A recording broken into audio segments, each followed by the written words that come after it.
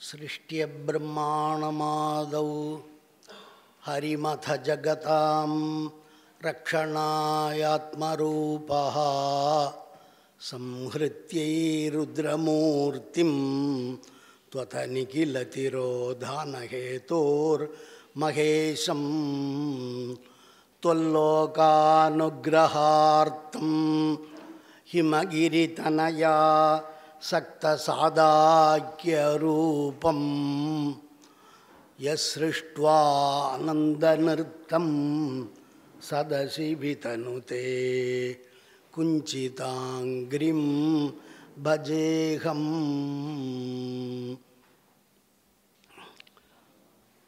ओमित्येकाक्षरं ब्रह्म व्याहरन्ति त्रयशिखाः तस्मै तारात्मने मेधा दक्षिणामूर्तये नमः। ஊனில்லாவி உயிர்க்கும் பொழுதெல்லாம் நான் நிலாவி இருப்பன் என் நாதனை தேனிலாவிய சிற்றம்பலவனார் வானிலாவி இருக்கவும் வைப்பரே. திருச்சிற்றம்பலம். இந்த தத்துவ பிரகாச வகுப்பு தொடரில் இன்றைய தினம் நாம் 32வது ஸ்லோகம் முதலாக பார்க்க இருக்கிறோம்.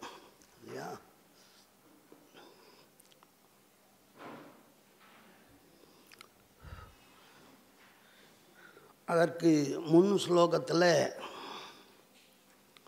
எந்தெந்த தத்துவங்கள் எது எதில் அந்தர்போதங்களாக உள்ளடங்கியவையாக இருக்கு என்பதை சொன்னார். அதாவது இந்த தத்துவம் என்பதை பொதுவாக 36 தத்துவங்கள் சைவ சித்தாந்தத்திலே முடிவாக சொன்னார். இந்த 36 தத்துவத்தில் 5 தத்துவங்கள் சுத்த தத்துவங்கள். அந்த சுத்த தத்துவ புவனங்கள், சுத்த தத்துவ புவனத்தில் யார் யார் வசிக்கிறார்கள்? சதாசிவ தத்துவத்தில் இறைவன் நேரடியாக தன்னுடைய நிர்வாகத்தை செய்கிறார். அடுத்தபடியாக ஈஸ்வர தத்துவத்திலே அஷ்ட வித்யேஸ்வரர்கள் எல்லாம் இருக்கின்றார்கள். சுத்த வித்யா தத்துவம் என்கின்ற தத்துவத்திலே சப்தகோட்டி மகாமந்திரர்கள், மந்திரபதேவர்கள், மந்திரமூர்த்திகள் வெள்ளம் இருக்கான்னு சொன்னோம். கலைகளுக்குள்ளே தத்துவங்கள், தத்துவங்களுக்குள்ளே புவனங்கள், புவனங்களுக்குள்ளே ஜீவர்கள். இப்படி வாழறா. இந்த மண்ணுலகத்திலேருந்து ஆரம்பித்து சிவத்தத்துவம் வரையில் தனித்தனி உலகம் ஒவ்வொன்றும். அதை பற்றி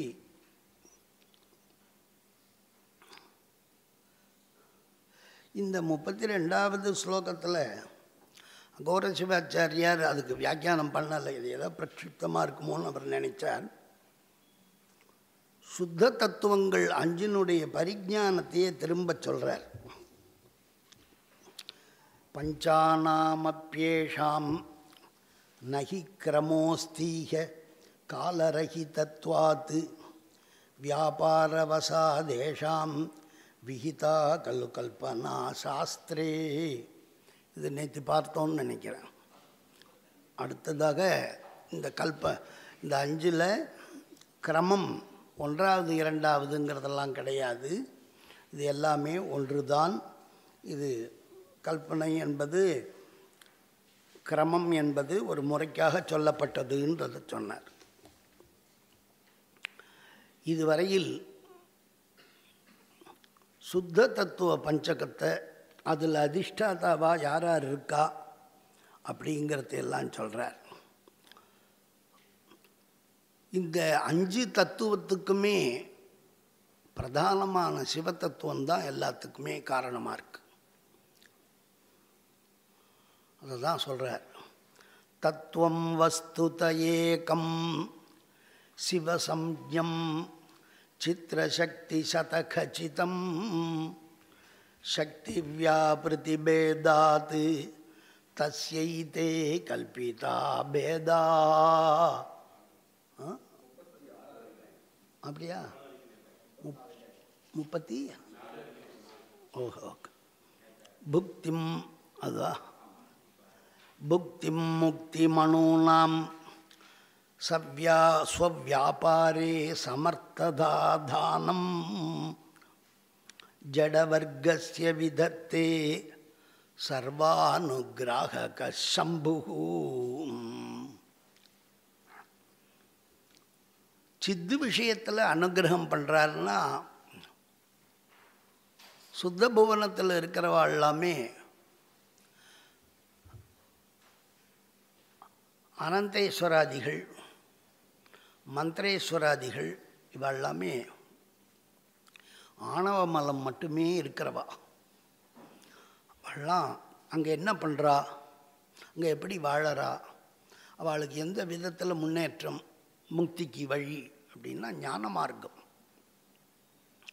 அவள்லாம் அதுக்கு மேலே மல மாத்திரம் உள்ளத்தால் ஞானத்தால் பகவான் அடையிறதுக்கு சவிகல்பக ஞானம் நிர்விகல்பக ஞானம்னு ஞானம் 2 விதம்.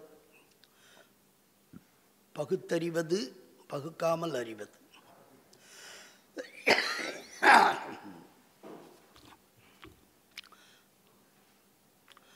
சகுணம் நிர்குணம் உபாசிக்கிறா.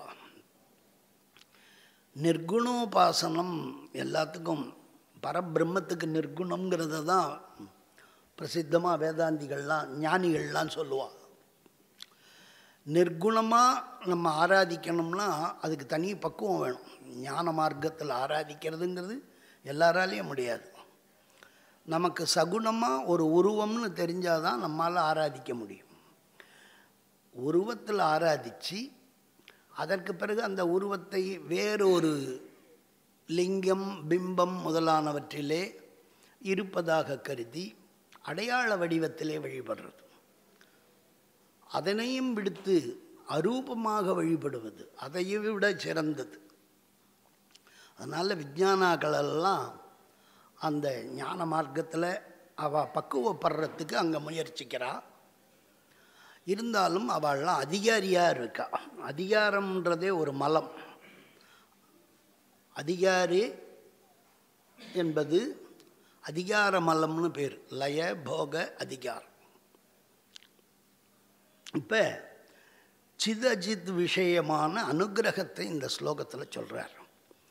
புக்திம் முக்தி மனூனாம் ஸ்வவ்யாபாரே சமர்த்ததாதானம் ஜடவர்கஸ்ய விதத்தே சர்வானுகிராஹக சம்புஹு.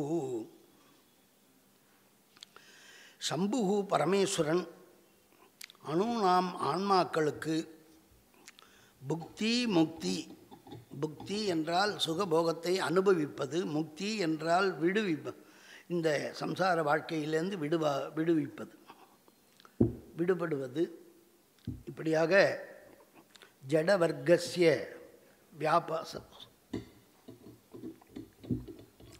ஸ்வவியாபாரத்தில் தத்தமது தொழில்கள்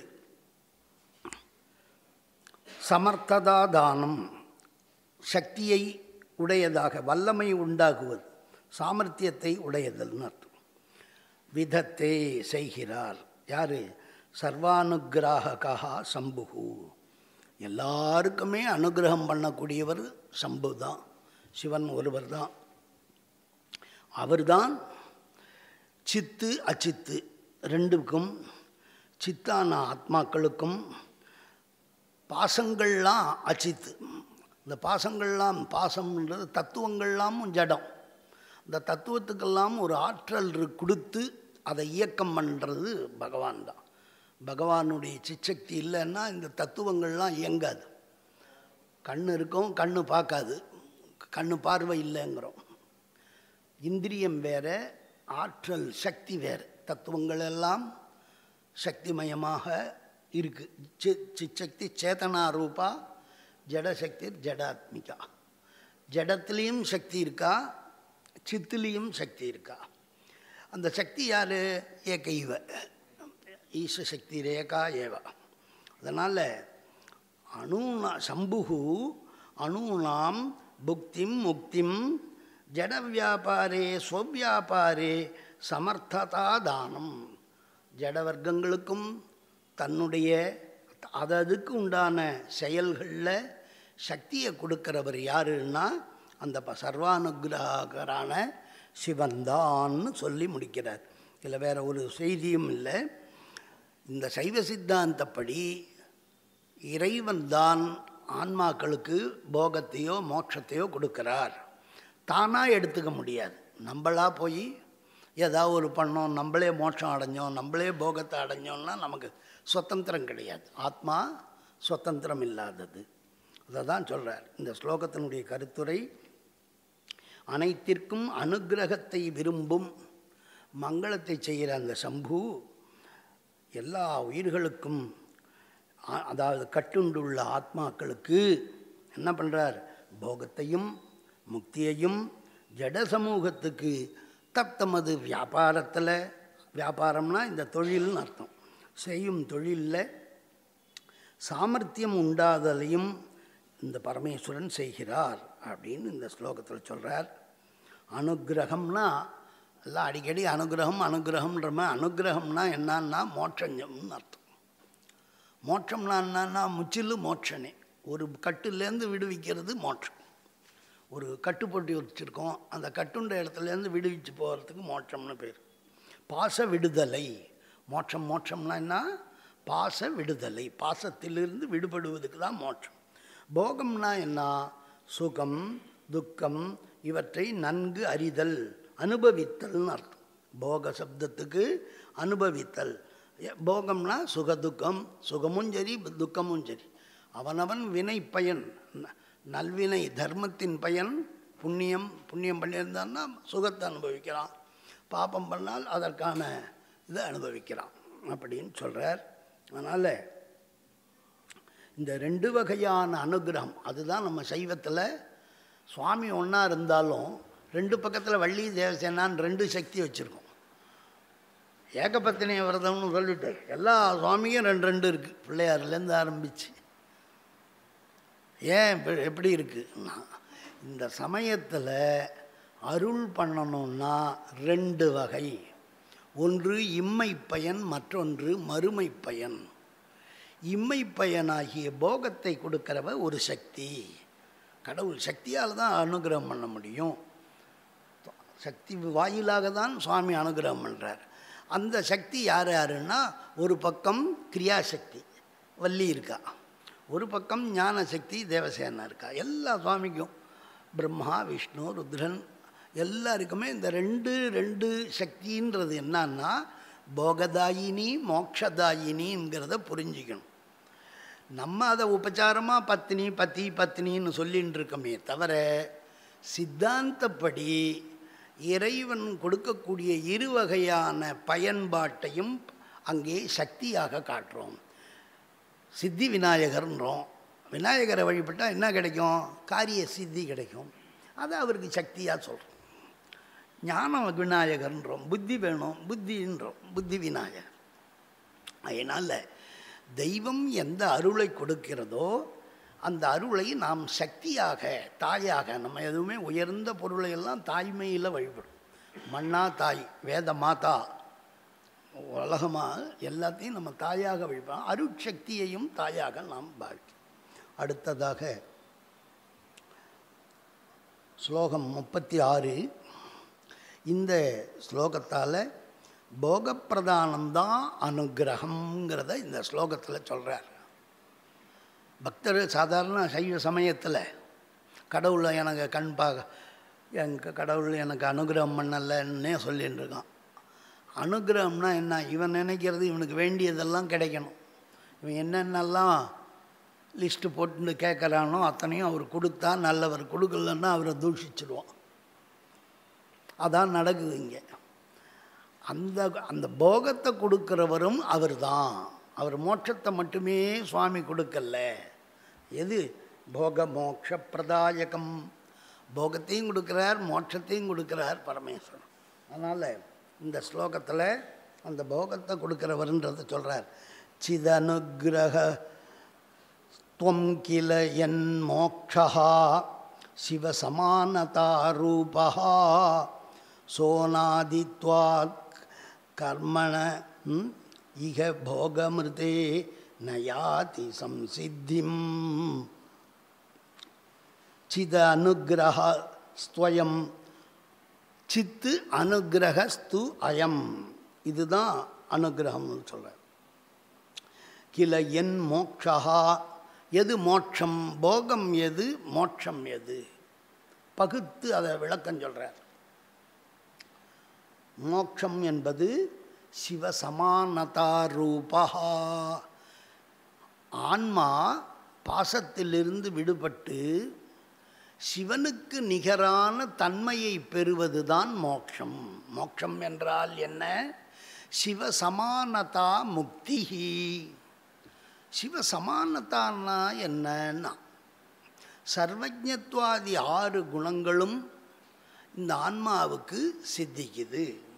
அதனால் அவள் அந்த சிவனை பார்த்துட்டு பேரானந்தத்தில் சிவானந்தத்தில் திளைச்சின்னு இருக்கா, சிவபோகத்தை திளைச்சின்னு இருக்கா. அவளுக்கு பசி தாகம் ஒன்றுமே இல்லை. சுவாமி இப்போ அப்படியே அழகை பார்த்துட்டே இருக்கார். அதான் மோட்சம்.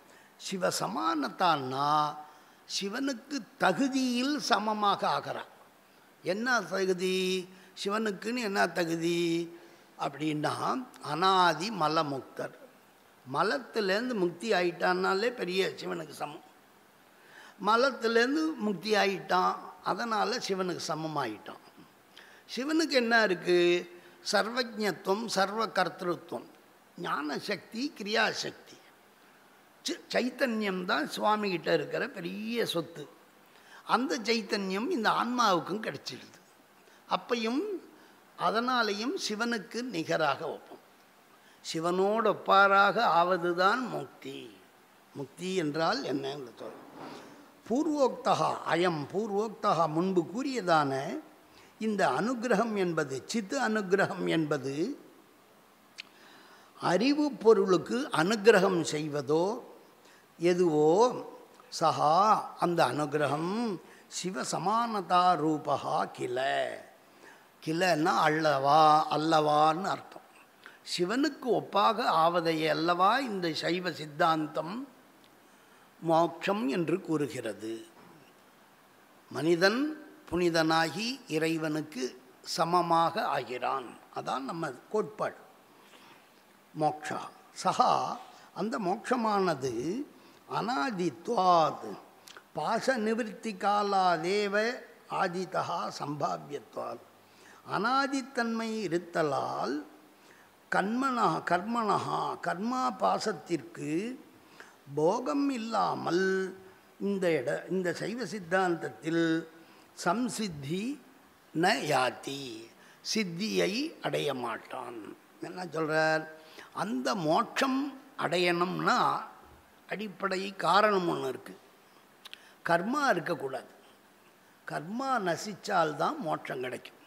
நான் கர்மனான பிரஜான்னு அந்த கர்மாவெல்லாம் விடணும். கர்ம பாசம் போகணும். அந்த கர்ம பாசம் எப்படி போகும்? அனுபவித்தாலொழிய கர்ம பாசம் போகாது. நாபுக்தம் க்ஷீயத்தே கர்ம கல்பகோட்டி சதைரப்பின்வா.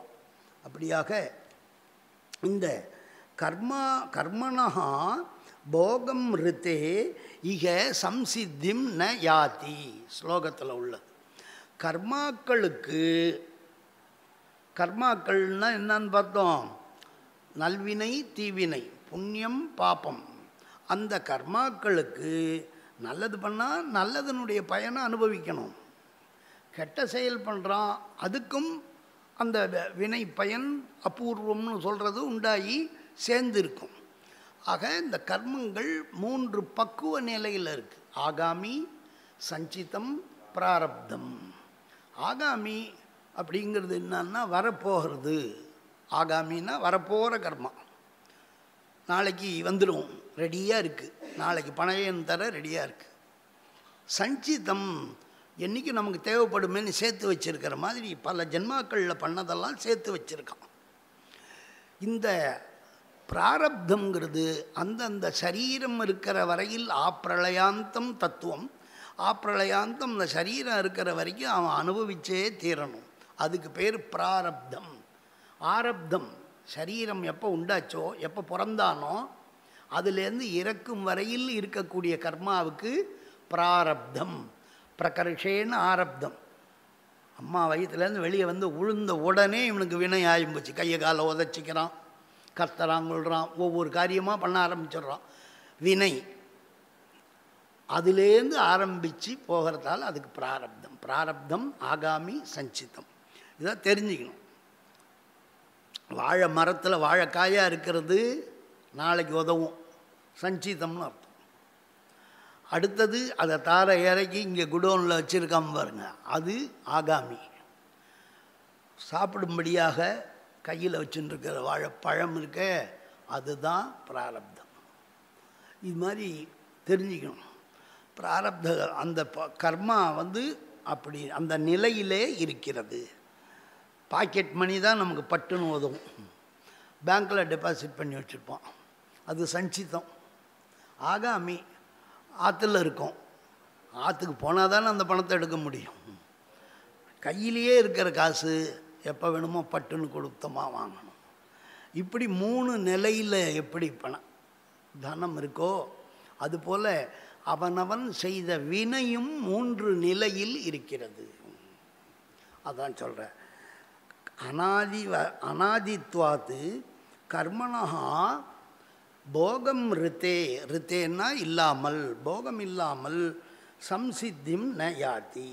அதனால் இந்த ஸ்லோகத்தினுடைய கருத்துரை, இந்த சித்து அனுகிரகம், அறிவு பொருளுக்கு அனுகிரகம் பண்ணுறது என்பது சமாரூபமான மோட்சமாகும். சிவசமானத்தாங்கன்னா அறிவில்லாத பொருளுக்கு அது ஆகாது, பொருந்தாது இல்லையா? சிவன் ஞானஸ்வரூபன்னு முன்னாடியே சொல்லிட்டார்.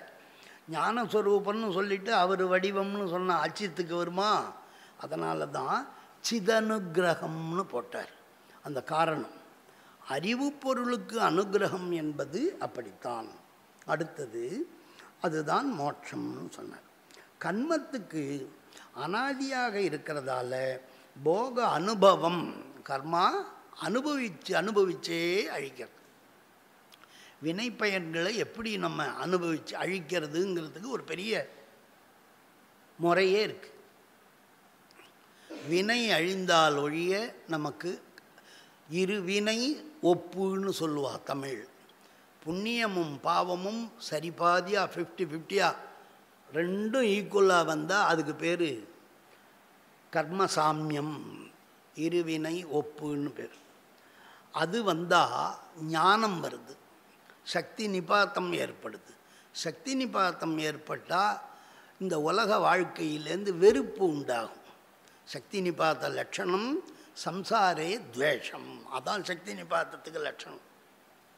அந்த சம்சாரத்தில் துவேஷம் வந்த உடனே சுவாமிகிட்ட பக்தி வந்துடும். அதான் சக்தி. உடனே தீட்சை பண்ணிட்டு போகும். இந்த கர்மா என்பதை அழிப்பதற்குத்தான் பூஜை, ஆலய தரிசனம். தேவாரத்திலலாம் பார்த்தோம்னா ஒவ்வொரு பதிகத்திலேயும் கடைசியில் என்ன சொல்ல, அண்ணாமலை தொழுவார் வினை வழுவா வண்ணம் அருமே. அண்ணாமலையை தொழுவார்கள் வினை வழுவாத வண்ணம் அருமே, வினை அருந்து போகும். பூஜை பண்ணால் பூரியந்தே சர்வ கர்மாணி ஜாயத்தே ஞானமாத்மனி பூரணா ஜாயத்தே யஸ்மாத் பூஜா சப்த யுகோச்சதே. கர்ம பூரணத்துக்காக தான் பூஜை பண்ணுறோம். வினை பயன்கள் முற்று பெற்றால் ஒழிய நமக்கு முக்தி கிடைக்காது. வினை பயன்களை எப்படியெல்லாம் அழிக்கலாம்? ஞானத்தால் அழிக்கலாம். வினையை எப்படி அழிக்கலாம்? ஞானத்தால் அழிக்கலாம், யோக மார்க்கத்தால் அழிக்கலாம், சந்நியாச மார்க்கத்தால் தியாகம் பண்ணி அழிக்கலாம், அல்லது அந்த மூணையும் செய்ய முடியாதவா அனுபவிச்சே தீக்கலாம். சேர்த்து வச்சுருக்கோம், தின்னே அழிக்கிற மாதிரி அனுபவிச்சே அதை அழிக்கணும். அதனால தான் அந்த வினை பயனை அனுபவிச்சாகும். அதை தான் சொல்கிறார், கர்மணா போகம் ரித்தே இக சம்சித்தியம் நாஸ்தி ந யாத்தின்றார். அதனால் அனாதியான கர்மாக்களும் அனாதி, 3 பாசமுமே அனாதின்னு சொன்னமோன்னு, பத்தி பசு பாசம் 3மே அனாதி. அதனால் போகானுபவம் இல்லாமல் சித்தியை அடைவதில்லை. பாச நீக்கத்தால் ஆத்ம சைத்தன்ய ரூபமான ஞானக்கிரியா சக்தி ரூபமான சிவத்தன்மையினுடைய விளக்கம், வெளிச்சம் போட்டு அந்த அஜ்ஞானம் போய் ஞானம் வரல, வெளிச்சம் விளக்கத்தில் உண்டாகிறது தான் சிவசமான ரூபமாவதே மோட்சம், அனுக்கிரகம். இதுதான் உண்மை, சைவ சித்தாந்தத்தினுடைய உண்மை.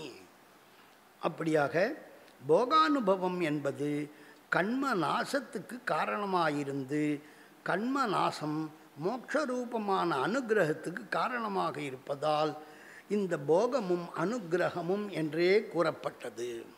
இப்போ போகானுபவம் தான் கர்ம நாசம். கர்மாவை அழிக்கணும்னா போகம் அனுபவிக்கணும்னு சொல்லிட்டோம். அப்போ அனுபவிப்பது கர்மாக்கள் அழிவதற்கு காரணமாக இருக்குது இல்லையா? அனுபவித்தாதான் அந்த கர்மா நாசமாகும். அப்போ கர்மாக்கள் அழிவதற்கு அனுபவித்தல் ஒரு காரணமாக இருக்குது. அப்படி அந்த கர்ம நாசம் அது அழிஞ்சாதான் அந்த கர்ம நாசங்கிறது எதுக்கு காரணமாக இருக்குது? மோட்சம் பெறுவதற்கு காரணமாக இருக்குது. ஒன்றுக்கு ஒன்று காரணம். அனுபவிப்பது கர்ம நாசத்துக்கு காரணம், கர்மநாசம் மோட்சத்துக்கு காரணம். ஆகையினால இந்த கர்மநாசத்துக்காக நம்ம அனுபவிக்கிறோம் பாருங்க, அனுபவிச்சே தீக்கிறேன்னு, அந்த அனுபவமும் தான் அனுக்கிரகம். அனுபவமும் கூட இறைவனுடைய அனுக்கிரகம். அவன் இல்லாமல் நம்ம அதை அனுபவிக்கவும் முடியாது. அதனால் மாணிக்கவாசகர் சொன்னது போல, சிவனவன்யன் சிந்தையுள் நின்ற அதனால் அவன் அருளாலே அவன் தாழ் வணங்கி. முதல்ல அவன் சிந்தைக்குள்ளே இருக்கிறதால தான் அது பலிக்குது. அதை மட்டும் சொல்லிடக்கூடாது. அவன் அருளாலே அவன் தாழ் வணங்கின்னு அவன் அருள் எப்படி கிடைக்கும்? சிவனவன்யன் சிந்தையுள் நின்ற அதனால் முதல்ல மனசில் வாங்கி அதை செய்யணும். ஆகையினால அனுக்கிரகம் போகம் மோட்சம்னா என்னாங்கிறத சைவ சித்தாந்தப்படி சொன்னார். அடுத்ததாக இந்த பாச அனுக்கிரகங்கள் கூட போக போஜன துவாரத்தான் வாயிலாக பசுனாம் அனுகிரகார்த்தமேவேன்னு சொல்ல போகிறார். இந்த பசுக்கள் இந்த சுகபோகத்தை அனுபவிக்கிறால, அது கூட பசுக்களின் அனுகிரகத்துக்காக தான் சுவாமி திரோதானம் பண்ணி இவனை அனுபவிக்கும்படி பண்ணுறார். அனுபவித்தாதான் நமக்கு தீரும். அப்போ அனுபவிக்கிறதுக்கு எப்படி அனுபவிப்பான்? உடம்பு கொடுக்கணும், அந்த உடம்பு இயக்கத்துக்கு தத்துவங்களை கொடுக்கணும். ஆகினால தனு கரண புவன போகம் 4 கொடுக்குறார் சுவாமி. சுவாமி எந்த உயிரையும் படைப்பதில்லை. சுவாமி என்ன பண்ணுறார், அவனவன் வினைப்பயன் கர்மாவெல்லாம் மாயையில் ஸ்டோர் ஆகியிருக்கும். மகாப்பிரளய காலத்தில் பின்னாடி சொல்ல போகிறார். சிருஷ்டி காலத்தில் அந்த மாயை பக்குவப்பட்டு வெறும் உடம்பாக உற்பத்தி பண்ணிகிட்டே இருக்குது. வெறும் சரீரம், கோடிக்கணக்கான சரீரங்களை மாயை உண்டாக்கிண்டே இருக்குது, உண்டாக்கி கொடுத்துட்டே இருக்குது. எப்படி பூமாதேவி வருஷா வருஷம் நெல் விளை வச்சா நெல்லை கொடுத்துட்டே இருக்காளோ, அதுபோல் மகா மாயை என்ற 2 உபாதானமும்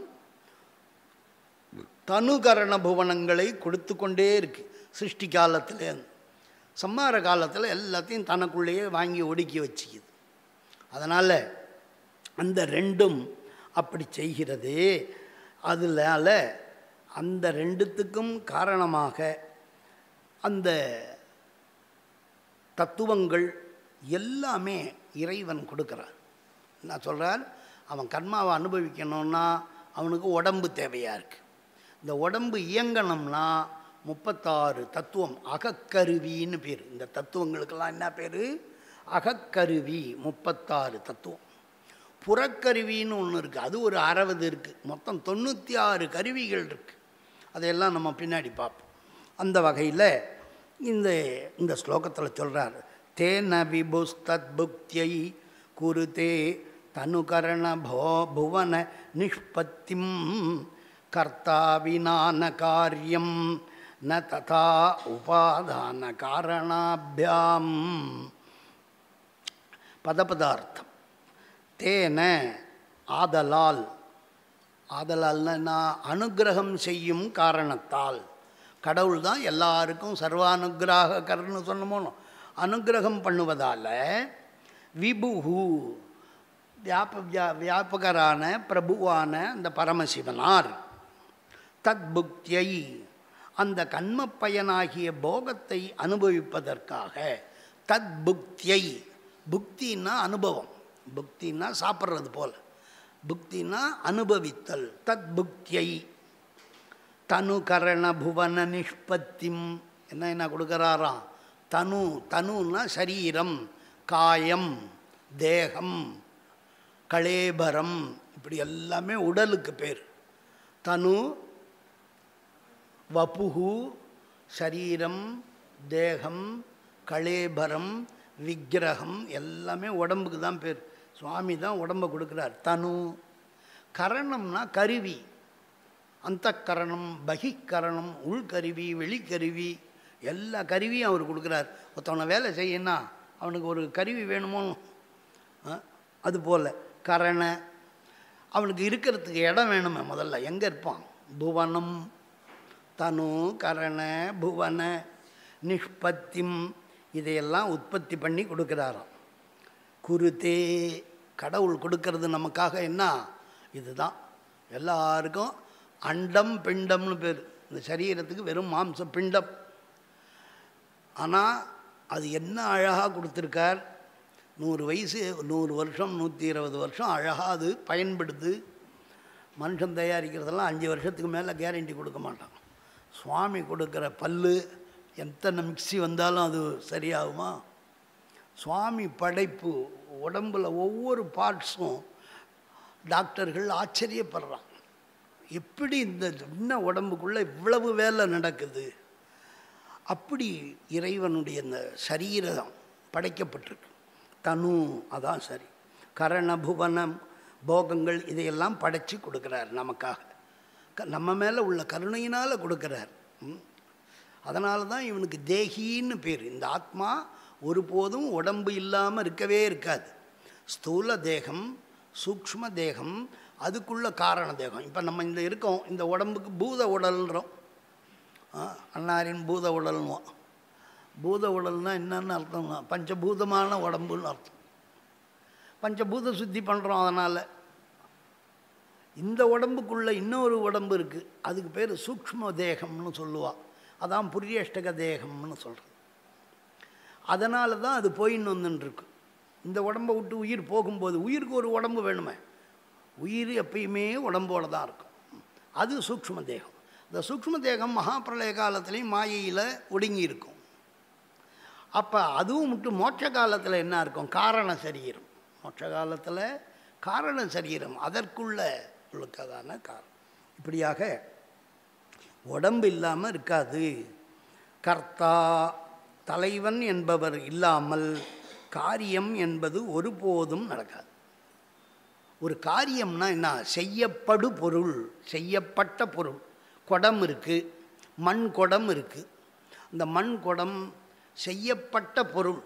அந்த குடத்தை பார்த்தாலே இது யாரோ செய்திருக்கா அப்படின்னு நமக்கு தெரியுது. காரியம்னு ஒன்று இருந்தால் அதற்கு காரணம் ஒருவன் இருப்பான், கர்த்தா ஒருவன் இருப்பான். அது அச்சேதனம். குடம் உயிரற்றது, தானாக உண்டாகுமா? உண்டாகாது. அதுக்கு அறிவுடையவன் ஒருத்தன் அந்த மண்ணை குடமாக ஆக்குகிறான். ஒரு சித்தினுடைய அபேட்சை, தேவை இருக்குது. அந்த குடம் உண்டாகிறதுக்கு ஒரு அறிவுடையவனுடைய தேவை இருக்கிறது. அதான் அந்த தத்துவம். கர்த்தாவினா காரியம் ந, ஒரு பொழுதும் கர்த்தா இல்லாமல் காரியம் இருக்காது. ததா அப்படியே ஒரு காரியம் என்று சொன்னால் அதற்கு உபாதான காரணம் என்று ஒன்று இருக்கும். அது என்ன? உப ஆதான. ஆதானம்னா எடுக்கிறது, டெபுட்டின்னா அதற்கு கூட. அதை வச்சு தான் அது செய்வான். நகை செய்யணும், எதில் செய்வான்? தங்கமோ வெள்ளிக்கட்டியோ அந்த தங்கத்தை கொடுத்தா தானே அவன் அதிலேருந்து நகைகள் பண்ணுவான். அப்போ எல்லா நகைக்கும் உபாதான காரணமாக தங்கம் இருக்குது, தங்க கட்டி இருக்குது. அதுபோல் குடத்தில் பண்ணுறான்னா மண் இருக்குது. அங்கே எந்த மூலப்பொருள், அந்த மூலப்பொருள் எதிலிருந்து எது செயல் உருவாகுதோ அந்த செய்யப்பட்ட பொருளுக்கு காரியம்னு பேர். அந்த காரியத்துக்கு எது மூலப்பொருளாக இருக்கோ அதுக்கு உபாதானம்னு பேர். இப்போ புரிஞ்சுதா? உபாதானம்ங்கிறது நீங்கள் இப்போ குயவனிடத்தில் இருக்கக்கூடிய மண்ணுன்னு வச்சுக்கோங்க. மண் உபாதானம். குயவர் குடத்தை பண்ணுறார், குடம் காரியம். அந்த மண்ணுக்கும் அச்சித்து. மண் பேசுமா? மண் குடமா தானாக ஆகுமா? ஆகாது. குடம் தானாக உருவாகுமா? அதுவும் ஆகாது. ஒரு அறிவுடையவன் தான் அதை உருவாக்கணும். இதுதான் நகி சங்கல்ப மாத்திரேன குலாலை கிரியத்தே கடா சிவசங்கல்ப மாத்திரேன சிருஜ்யத்தே புவனத்ரயம். ஆகமங்கள். நம்மால் நினச்ச உடனே எதையும் உருவாக்க முடியாது. ஆனால் சுவாமி நினச்ச மாத்திரத்தில் எல்லாரும் செய்கிறாங்க.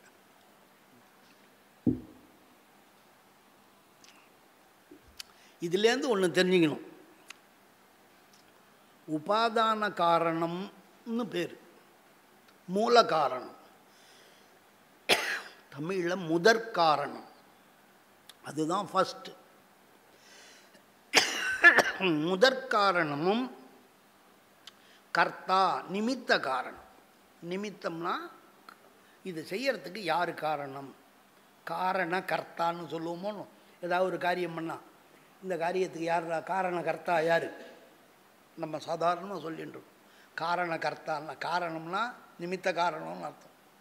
கர்த்தான்னா தலைவன். இதுக்கு யார் வேலை? இந்த உலகம் காரியமாக இருப்பதாலே குடத்தை போல இந்த உலகம் காரியமாக, காரியம்னா பலவிதமாக இருக்கும். எது பலவாக இருக்கோ அது ஜடம், எது பலவாக இருக்கோ அது ஜடம். இந்த உலகம் காரியமாக இருக்கு. அப்படி காரியமாக இருக்கிறதால இந்த உலகத்தை யாரோ ஒருத்தன் படைத்திருக்கணும், அவர் தான் கர்த்தா. இந்த உலகம் காரியம்னு சொன்னால் எதுலேருந்து உண்டாச்சு? உபாதான காரணம் கட்டாயம் உண்டு. அது எது? அசுத்த புவனத்துக்கெல்லாம் மாயை. மாயை, மாயா பாசம்னு சொல்கிறோம் இல்லையா? மாயா தத்துவம். மாயா தத்துவம் தான் எல்லாத்தையும் காலத்துலேருந்து ஆரம்பித்து எல்லாத்தையும் உண்டாச்சு. மாயாதோ அனந்த யோகாத்து பிரசரதி சகலா கால தத்துவம் நியத்யா அப்படின்னு மாயா தத்துவத்திலேருந்து தான் காலம், கலை, வித்யா இதெல்லாம் உண்டாகி நமக்கு சரீரம் இயங்கிறதுக்கு தத்துவங்கள் கொடுக்கும். 24 தத்துவம். அந்த மாயை உபாதானம். சுத்த புவனத்துக்கு இந்த மாயை கிடையாது. சுத்த புவனத்துக்கு சுத்தத்தையே உண்டாக்கக்கூடிய சுத்த மாயா, மகாமாயான். மாயோபரி மகாமாயா. இந்த மாயை வேற, அந்த மாயை வேற. அப்படியாக இந்த ஸ்லோகத்தில் என்ன சொல்கிறார்? பசுனாம் அனுகிரகத்துக்காக, பசுக்களினுடைய அனுகிரகத்துக்காகவே இறைவன் உடல், கருவி, உலகம் இதையெல்லாம் படைத்து நமக்கு கொடுத்திருக்கிறார். அவர் கர்த்தாவாக இருக்கிறார். கர்த்தா இல்லாமல் காரியம் இருக்காது. உபாதான காரணமும் இல்லாமல், உபாதான காரணாபியாம்ன்றார். உபாதான காரணம் இல்லாமல் ஒருபோதும் காரியம் இருக்காது அப்படின்னு சொன்னார். அதனால் இந்த ஸ்லோகத்தோட கருத்துரை, பரமசிவன் அந்த கண்மங்களின் பயனாகிய போகத்தின் பொருட்டு தனு கரண புவனங்களின் படைத்தலை செய்கின்றார். அதான் கர்த்தா இல்லாமல் காரியமானது எப்படி இல்லையோ அப்படியே முதற்காரணம் இல்லாமல் காரியமும் இல்லை. முதல் காரணமான உபாதானம் இல்லாமல் எந்த ஒரு காரியமும் ஏற்படுவதில்லை. தனுன்னா இந்த இடத்துல சூக்ஷ்ம சரீரம்னு வச்சுக்கணும். புவனம், புவனஜ சரீரம், அந்த உலகத்தில் உள்ள சரீரங்கள் அதெல்லாம் இன்றுன்றத சொன்னார். அடுத்த ஸ்லோகம். சக்தயைகாஸ்ய கரணம் மாயோபாதானமிஷ்யதே சூக்ஷ்மா ஏகா நித்யா வியாபின்யநாதி நிதனா சிவா சக்தா. சக்தயே சக்திகள், சக்தயன்னா சக்திகள்னு அர்த்தம். இக அஸ்ய கரணம், இந்த கர்த்தா உலகத்தை கடவுள் படைச்சார்னா எதை கொண்டு படைச்சார்? எதை கருவியாக வைத்துண்டு படைச்சார்? ஒருத்தன் வீடு கட்டுறான்னா அவன் கையில் கொல்லூர், சட்டம் எல்லாம் வச்சுட்டுருப்பான். மட்டப்பலகை, கொல்லூர் எல்லாம் வச்சுட்டு தான் இதை பண்ணோம். கருவி இல்லாமல் யாராலையாவது எதாவது செய்ய முடியுமா? சுவாமிக்கு எது கருவின்னு சொல்கிறார். ஈக இந்த அசுத்தாத்வாவில் இப்போ என்னான்னு சொல்ல போகிறார். அஸ்ய இந்த சிசுர்க்ஷோகோ விருப்ப உலகத்தை படைக்க நினைச்ச பரமேஸ்வரனுக்கு சக்தயா கரணம். எது கரணம்? சக்திகள் தான் கரணம். அப்போ குலாலன் குடத்தை பண்ணுறான்னா அவனுக்கு கரணம் எது? தண்டம், சக்கரம். சக்கரத்தை அந்த வதில் வச்சு தடியை ஊனி அந்த சக்கரத்தை வேகமாக சுற்றுவான். தண்ட சக்கரம் தான் கரணம். அதுலேருந்து அது அந்த சக்கரத்து மேலே மண்ணை வச்சுட்டு பானம் பண்ணிடும்.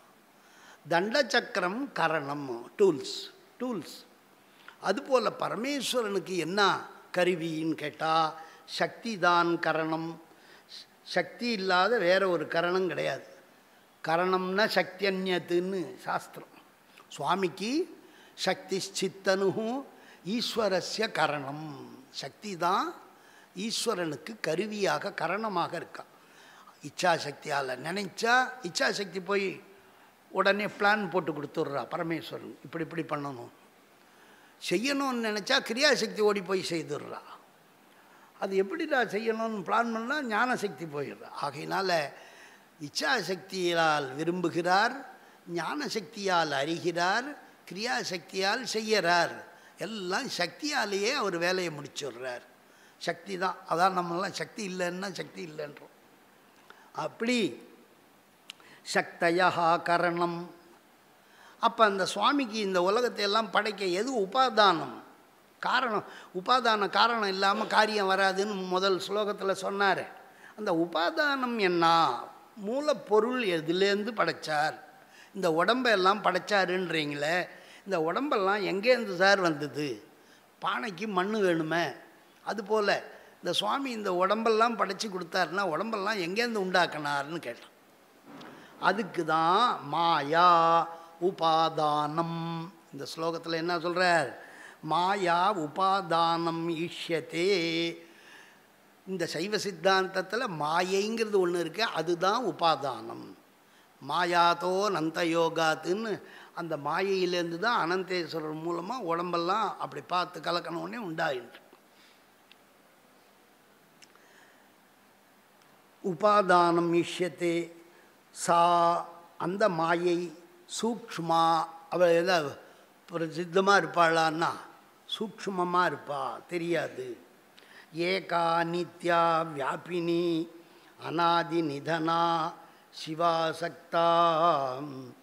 அந்த மாயையானவள் சூக்ஷ்மமாக, ஏகாவாக, ஒருத்தியாக, நித்யா அழிவற்றவளாக, வியாபினி தன்னுடைய காரியங்களிலெல்லாம் வியாபித்து இருக்கக்கூடியவளாக, அநாதி நிதனா தோற்றம். நிதனம்னா அழிவு, ஆதின்னா தோற்றம். தோற்றமும் அழிவும் இல்லாதவளாக நித்யான்னு அர்த்தம். சிவாசக்தா. சிவேது அசக்தா. இந்த மாயை சிவங்கிட்ட சேர்ந்து நிற்காது, சிவனோட சேராதவை இவை. இந்த உபாதான காரணம் சிவனோட சேர்ந்தே இருக்காது. அதான் மாயா அசக்தா, சிவ அசக்தா, சிவா சக்தா.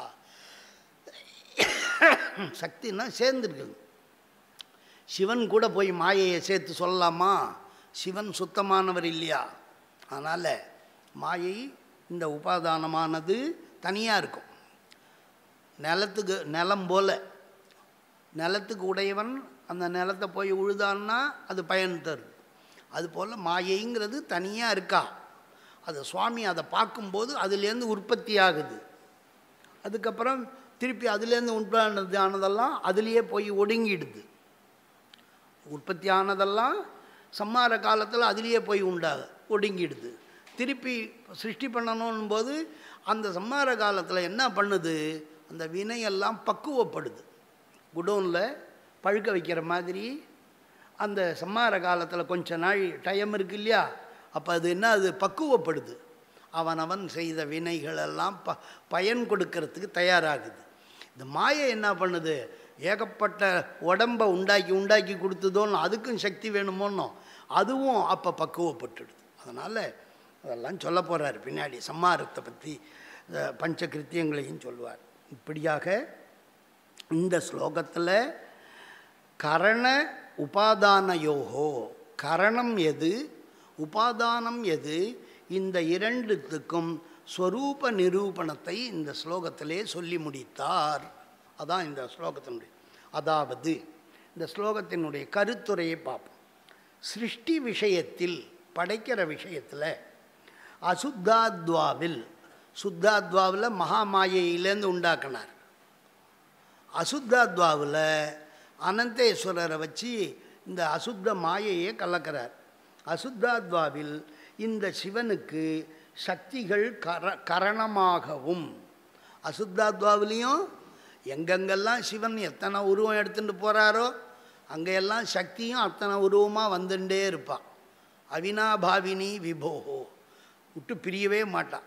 அவர் 100 உருவம் எடுத்தார்னா இவ்வளோ 100 உருவம் எடுத்து அவர் பக்கத்திலே இருந்துருப்பார். அப்படியாக சிவனுக்கு சக்திகள் கரணம். எது கரணம்ங்கிறத சொன்னார். அரூபமான மாயையானது முதற் காரணம். கரணம் வேற, காரணம் வேற. அரூபமான மாயை முதற் காரணம் கொள்ளப்படுகிறது. அந்த மாயையானது ஒன்றே ஒன்று தான். அந்த மாயை பலதுன்னு ஒத்துக்கக்கூடாது. மாயை பலதானா அந்த மாயையா இந்த மாயையா எந்த மாயைன்னு ஒரே குழப்படி வந்துடும். மாயை ஒன்று தான். மாயா என்பது ஒன்றே ஒன்று தான். ஒன்றாயும் மாயையே அனித்தியம் அப்படின்னு ஒத்துன்ட்டா, மாயையை அனித்தியம்னு ஒத்துன்ட்டா என்ன ஆகிடும்? நேற்றுக்கு இருந்த மாயை வேற, இந்த மாயை வேற, அந்த மாயை போயிடுத்து, அப்படி இப்படின்னு ஆகிடும். அதனால் அந்த மாயைக்கு நித்தியத்துவம் உண்டு. பாசமானத்தார் நித்தியமாயும் வியாபகமாயும் தோன்றுதல் ஒடுங்குதலே இல்லாமலும் சிவனோடு பிரிவிக்க முடியாத சம்பந்தம் இல்லாததாயும், சிவனோட பிரிக்க முடியாத சம்பந்தம் கிடையாது, பிரிக்க முடியாத சம்பந்தம் இல்லாததாயும் இந்த மாயை இருக்குது. அதாவது பின்னா ஏவ வர்த்தத்தின்னு அர்த்தம். ந அபின்னா, கதாபி அபின்னா நபவதி ஏஷா மாயா அப்படின்னு சொன்னார். அடுத்த ஸ்லோகம் 39வது ஸ்லோகம். இந்த ஸ்லோகத்தால் அசுத்த மாயையினுடைய விசேஷ லட்சணத்தை சொல்கிறார். இந்த ஸ்லோகத்தால் சாதாரணீ நராணாம் காரணமபி சேயம் அகில புவனானாம் நிகில ஜன கர்ம கச்சிதா ஸ்வபாவதோ மோக சம்ஜனனீ. என்ன? சாதாரணீ நராணாம் கரணமபி சேயம் அகில புவனானாம் நிகில ஜன கர்ம கச்சிதா ஸ்வபாவதோ மோக சஞ்சனனி. பதபதார்த்தத்தை பார்க்கலாம். இந்த இயம், இந்த மாயையானவள் நராணாம் மனிதர்களுக்கு, இப்போ இந்த அசுத்தாத்வாவில் இருக்கக்கூடிய மனுஷாளுக்கெல்லாம் என்ன பண்ணுறா? இந்த உபாதானமான மாயை நமக்கெல்லாம் என்ன பண்ணுதுங்கிறத இந்த ஸ்லோகத்தில் சொல்ல போகிறார். நராணாம் இயம் மாயா, இந்த மாயையானவள் நராணாம் மனிதர்களுக்கு சாதாரணி, காமனா பொதுவாக இருக்கா, சாதாரணி பொதுவாகவும், காரணம் காரணமாயும், மேலும் அப்பிச்ச அகில புவனானாம், இந்த மனிதர்களுக்கு மட்டும் இல்லை, உலகத்துக்கே, இந்த ஜகத்துக்கே, அகில அகிலன்னா சமஸ்தன்னு அர்த்தம், எல்லா உலகம், 3 உலகம். அது என்ன எல்லா உலகம்னா நம்ம பார்க்குறது ஒரு உலகம் தானேன்னா, பூலோக புவர்லோக சொர்க்கலோகம், பிருத்திவியந்தரிக்ஷம் தியௌர், பிருத்திவி அந்தரிக்ஷம் தியௌகுன்னா சொர்க்கலோகம். அதான் மூ உலகம்னு சொல்லின்னு இருப்பா, 3 உலகம். அதை தவிர 14 லோகம், கீழே 7 லோகம், மேலே 7 லோகம். கீழே அந்த காலத்தில் பாட்டியெல்லாம் சொல்லுவோம், அதில் பாதாளத்தில் ஜலம் இருக்குன்னு. அத்தலைன்றது ஒரு கீழ் லோகம், பாத்தாளம்ங்கிறது ஒரு கீழ் லோகம். அத்தலை வித்தலை நீத்தலை சுத்தலை ரசாத்தலை தலாத்தலை மகாத்தலைன்னு 7 லோகம் கீழே இருக்குது. இது பூமி, பூலோகம், மண்ணுலகம். இது நடுவில் இருக்குது, மத்தியம லோகம்னு பேர். இதுக்கு மேலே 6 உலகம் இருக்குது. பூஹு புவஹா சுவஹா மகா ஜனஹான் வியாகிருதி அந்த உலகம். ஆகையினால் 14 உலகம். பூத்தவளே புவனம் 14ஐயும் பூத்த வண்ணம் காத்தவளேன்னுவார் அபிராமி பட்டர். ஆக உலகம் 14. அந்த உலகத்தினுடைய விரிவு தான் 224 உலகம், 224 புவனம், ஆயிரக்கணக்கான அண்டங்கள் கோளங்கள் எல்லாம் இருக்குது ஆகாசத்தில். அதனால் இந்த உலகமெல்லாம் எதுலேருந்து உண்டாச்சுன்னாலும் இந்த மாயை தான் காரணம். உடம்பு உண்டாகிறதுக்கும் இந்த மாயை தான் காரணம், இந்த உலகம் உண்டாகிறதுக்கும் இந்த மாயை தான் காரணமாக இருக்கா. அகில புவனானாம் நிகில ஜன கர்ம கச்சிதா, நிகில ஜன கர்ம கச்சிதா, எல்லா ஜனங்களும் செய்யக்கூடிய வேலைக்கும் இடமாக இருக்கு. எல்லா ஜனங்களினுடைய கர்மாக்கள், அவன் செய்த கர்மாக்கள்லாம் எங்கே போய் ஸ்டோர் ஆகி இருக்கும்னா எல்லாம் இந்த மாயையில் தான் அவா கர்மாக்கள்லாம் ஸ்டோர் ஆகி இருக்கும்.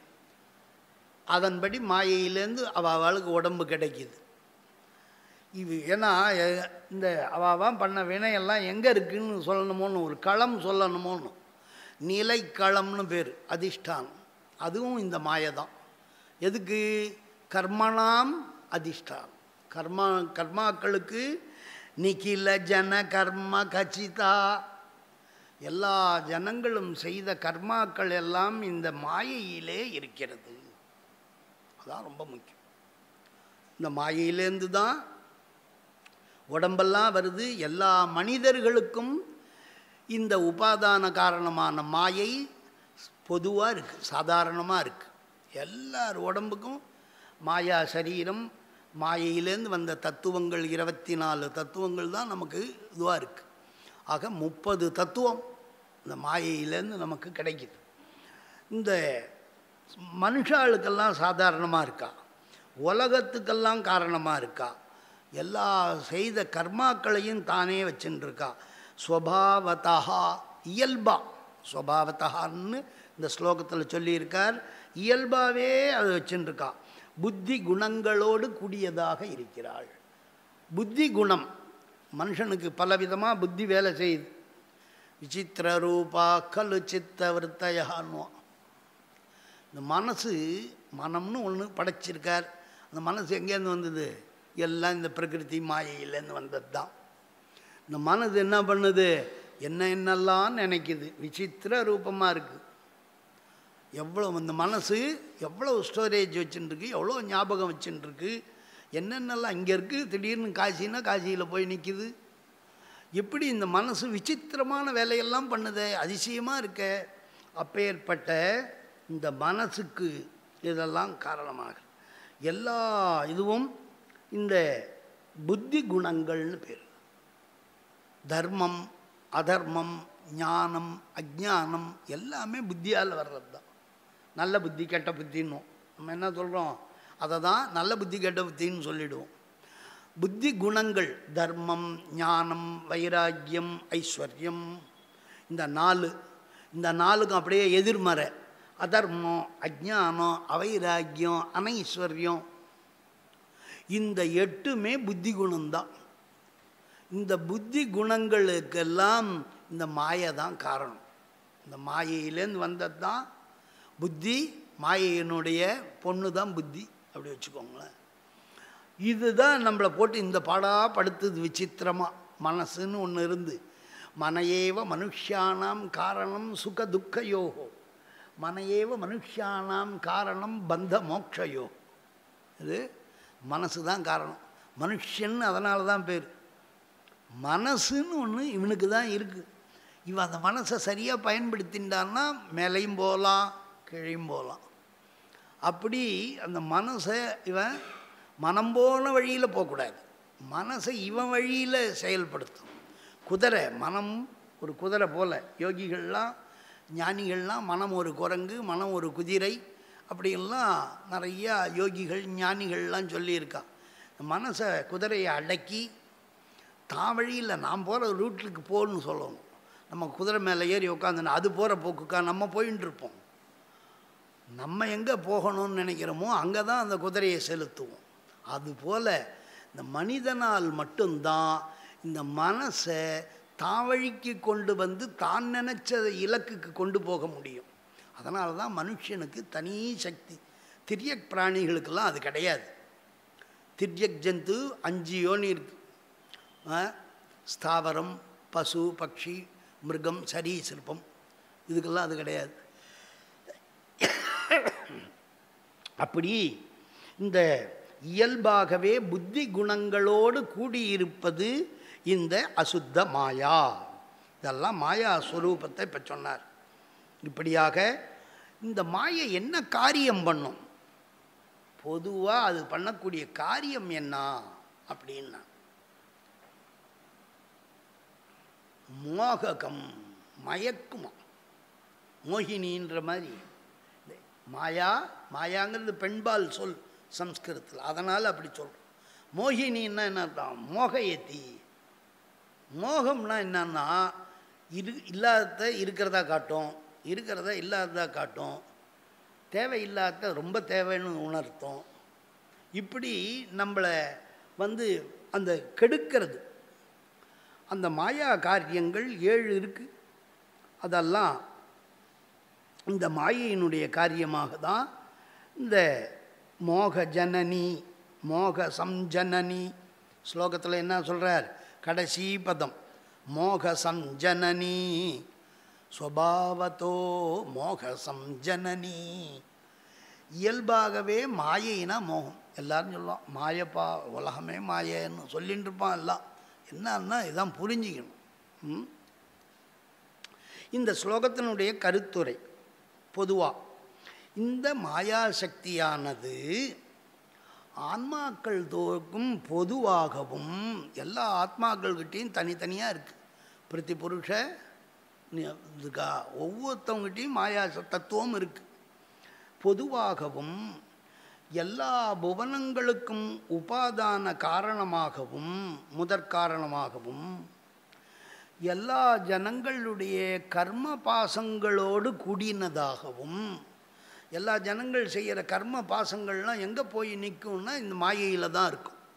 கர்ம பாசங்களோடு கூடியதாக இந்த மாயை இருக்குது. இது மாயா லட்சணம் இல்லையா. கூடினதாகவும் எல்லோருக்கும் இல்லாத தன்மையை இருப்பது போல அறிவிக்கிற அறிவு.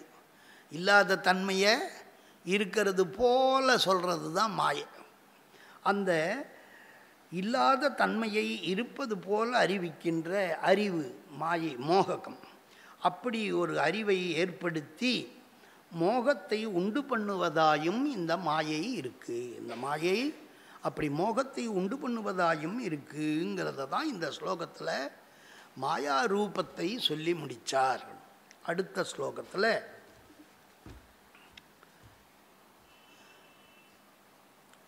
இந்த பகவான் இந்த உலகத்தை எப்படி படைக்கிறார், எதெல்லாம் கரணமாக வச்சுட்டு படைச்சார் அப்படிங்கிறத இதில் சொல்ல போகிறார் அவர். கர்மாண்யவேக்ஷிய சம்புஹு மாயாம் விக்ஷோபிய சக்திபிஹி ஸ்வாபிஹி பிரதிபுருஷம் போகார்த்தம் வபூம்ஷி கரணாணி சாதத்தே. கர்மாணி அவேக்ஷிய, கர்மாக்களை பார்த்து, சம்புகு பரமேஸ்வரன் மாயாம் விக்ஷோபிய, அந்த மாயை என்பதை முதற் காரணத்தை, விக்ஷோபியன்னா கலக்கின்னு அர்த்தம். மாயாம் விக்ஷோபிய, எதால் கலக்கிறாராம்? கலக்கிறதுன்னா கரண்டி வேணுமே. இவர் எதால் கலக்கிறார்? ஸ்வாபிஹி சக்திபிஹி விக்ஷோபிய, தன்னுடைய சக்தியாலே கலக்கி, அப்படி தன்னுடைய கிரியாசக்தியால் அவர் அப்படியே அந்த மாயையை கலக்கிறார். ஸ்வாபிஹி சக்திபிஹி மாயாம் விக்ஷோபிய பிரதிபுருஷம் போகார்த்தம், ஒவ்வொரு புருஷனுக்கும் அவன் அனுபவிப்பதற்காக, பிரதிபுருஷம், புருஷம் பிரதின்னா ஒவ்வொரு மனுஷனுக்கும் இந்த மாயை தேவையாக இருக்குது. எப்படி? உடம்பு மாயை தானே கொடுக்குது. பிரதிபுருஷம் போகார்த்தம் வபூம்ஷி, சரீரங்களை, வபுஷி வபூம்ஷின்னா சரீரங்களை கொடுப்பது. ஒவ்வொரு மனுஷனுக்கும் உடம்பை கொடுக்கிறவன் இந்த மாயை தான். பிரதிபுருஷம் போகார்த்தம் வபூம்ஷி கரணாணிச்ச, கரணம் கருவிகள், தத்துவங்கள். இந்த மாயை என்ன பண்ணுது? கலை, காலம், நியதி, இப்போ முதலான தத்துவங்களை எல்லாம், பிரகிருதி, பிரமாதமான தத்துவங்களை எல்லாம் உண்டாக்கி கொடுத்தது இந்த மாயை தான். அந்த தத்துவங்களால் தான் நம்ம இந்த உடம்பை பயன்படுத்திக்க முடியுது. இல்லைன்னா இந்த உடம்பை நம்மால் பயன்படுத்தவே முடியாது. தத்துவங்கள் இல்லை என்றால் இந்த உடம்பை நாம் பயன்படுத்துவதாக பண்ணிக்க முடியாது. அதை தான் நம்ம பார்க்க போகிறோம். இப்படியாக ஆதத்தே, அப்படி இறைவன் தோற்றுவிக்கிறார்னு சொன்னார். சம்புகு சிவன் கர்மாணி கர்மங்களை அபேட்சிய எதிர்பார்த்து அனுசரித்து, ஸ்வாபிகி தன்னுடைய சக்திபிகி சக்திகளால், மாயாம் மாயையை, விக்ஷோபிய கலக்கி, அதாவது கலங்கும்படி செய்து, அதாவது என்ன அர்த்தம்? படைப்பை எதிர்நோக்கச் செய்து. கர்ப்பவதியாக இருக்கிறவ பிரசவிக்கிறவளை பிரசவின்னு சொல்கிற மாதிரி அதை படைக்கும் ஆற்றலை எதிருடையதாக செய்வது.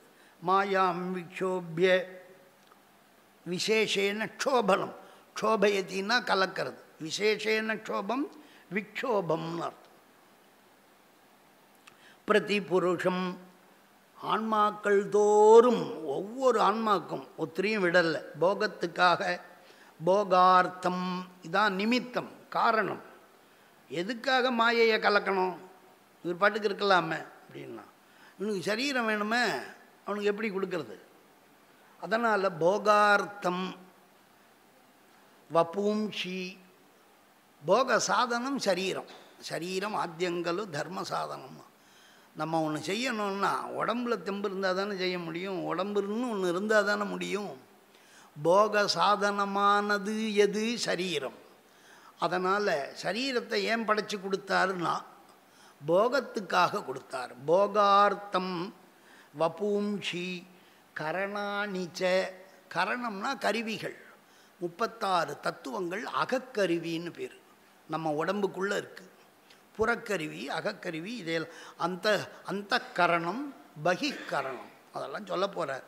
கருவிகளை கரணாணிச்ச ஆதத்தே அப்படின்னு சொன்னார். இது என்ன கரணம்ங்கிறத பின்னாடி சொல்ல போகிறார். இந்த ஸ்லோகத்தோட கருத்துரை, பரமேஸ்வரனானவர் கர்மங்களை அனுசரித்து அவன் கொடுக்கும்போது வேண்டப்பட்டவனுக்கு ஒன்று, வேண்டாதவனுக்கு ஒன்றுலாம் கிடையாது. இறைவனுக்கு ராகத்வேஷமே இல்லாதவன், சாந்தர்னு பேர். விருப்பு வெறுப்பு அற்றவன் இறைவன். இதை நம்ம ஒத்துக்கணும். சுவாமிக்கு வேண்டப்பட்டவனும் கிடையாது, வேண்டப்படாதவனும் கிடையாது.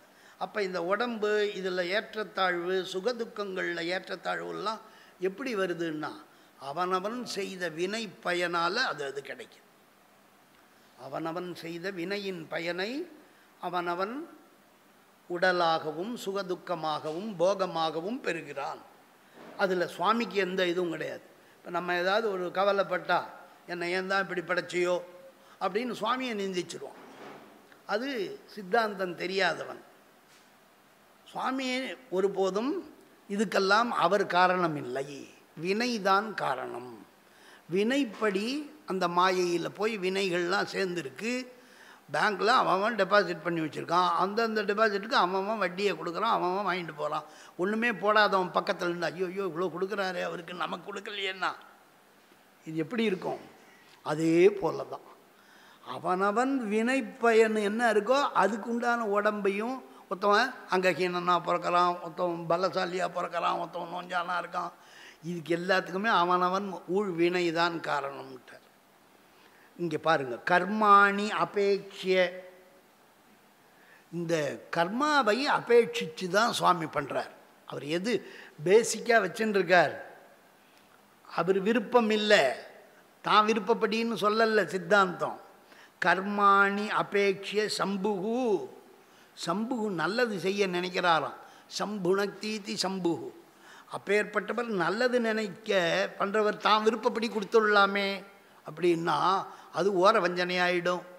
கொடுத்தா எல்லாருக்கும் ஒரே நேரத்தில் மோட்சம் கொடு, அப்போ என்ன நான் உண்டு என்னான்னுவோம். அத்தனை உயிர்களுக்கும் ஒரே டயத்தில் மோட்சம் கொடுத்த முடியாயிடும். இப்போ பக்குவம் ஏது? அவனவன் வினை பக்குவப்படட்டும், நம்ம மோட்சம் கொடுக்கலாம். டாக்டர்கிட்ட போனவுடனே எல்லோரும் நல்லவங்க கேட்டவன் எல்லாருக்கும் ஆப்ரேஷன் பண்ணிவிடுவான். பக்குவம் இருந்து அதுக்கும் இன்றைக்கி முடியாது நாளைக்கு இன்னும் கொஞ்சம் பழுக்கட்டும் அப்படின்னு பக்குவத்தை பார்த்து தானே ஆப்ரேஷன் பண்ணுவா. ஆகையினால சுவாமி என்ன பண்ணுறாராம், சம்புகு கர்மாணி அபேட்சிய, கர்மங்கள் எவ்வளோ தேவையாக இருக்குது பாருங்கள் சுவாமிக்கு. கர்மங்களை அபேட்சிச்சு இவன் நல்லா பூஜை பண்ணியிருக்கானா, தான தர்மம் பண்ணியிருக்கானான்னு பார்க்குறான். கர்மான்னா என்ன கர்மம்? கர்மாணி அபேட்சிய சுவாபிகி சக்திபிகி மாயாம் விக்ஷோபிய, அப்படி தன்னுடைய சக்திகளால் மாயையை கலக்கி போகார்த்தம் வபும்ஷி கரணாணி ஆதத்தே அப்படின்னு சொன்னார். பரமசிவன் கண்மங்களை அனுசரித்து தன்னுடைய சக்திகளால் மாயையை கலங்கும்படி செய்து, அதாவது உற்பத்திக்கு எதிர்முகமாக செய்து, ஆன்மாக்கள் தோறும் போகத்திற்காக சரீரங்களையும் தத்துவ இந்திரியங்களான கரணங்களையும் புவனங்களையும் தோற்றுவிக்கின்றார் என்பதாம். அடுத்ததாக 41வது ஸ்லோகம். இந்த ஸ்லோகத்தில் இதுவரையில் சுத்த புவனம் சுத்தாசுத்த புவனத்தில் உள்ள விஷயங்களை சொன்னார். மாயை வரைக்கும் சொல்லி முடிச்சிட்டார். இப்போ மாயையிலேந்து வந்த மற்றதையெல்லாம் சொல்ல போகிறார். இந்த மாயை நமக்காக என்ன பண்ணித்து அப்படிங்கிறத சொல்ல போகிறார். நமக்காக இந்த மாயை என்ன பண்ணிதான், சூக்ஷ்ம தேகத்தை கொடுக்குறா. தனு கரண புவனன்னு சொன்னீங்களே, அந்த உடம்பை எப்படி கொடுக்குறா மாயை? இந்த உடம்பை எப்படி கொடுக்குறா? 30 தத்துவங்களை உண்டாக்கி அதை உடம்பாக்கி நமக்கு கொடுக்குறா. 30 தத்துவங்களை உண்டாக்கி அந்த 30 தத்துவங்கள் வாயிலாக புரியஷ்டக தேகத்தை ஆக்கி அதை இந்த ஆன்மாவுக்கு கூட்டி வச்சு இந்த மாயை இந்த வேலை பண்ணுறான். அதை சொல்கிறார். நானாவித சக்திமயி சா ஜனயதி கால தத்துவமேவ ஆதௌ பாவி பவத்பூதமயம் கலயதி ஜகதேஷ காலோதஹாம். நானாவித சக்திமயி சா ஜனயதி கால தத்துவம் ஏவ ஆதௌ.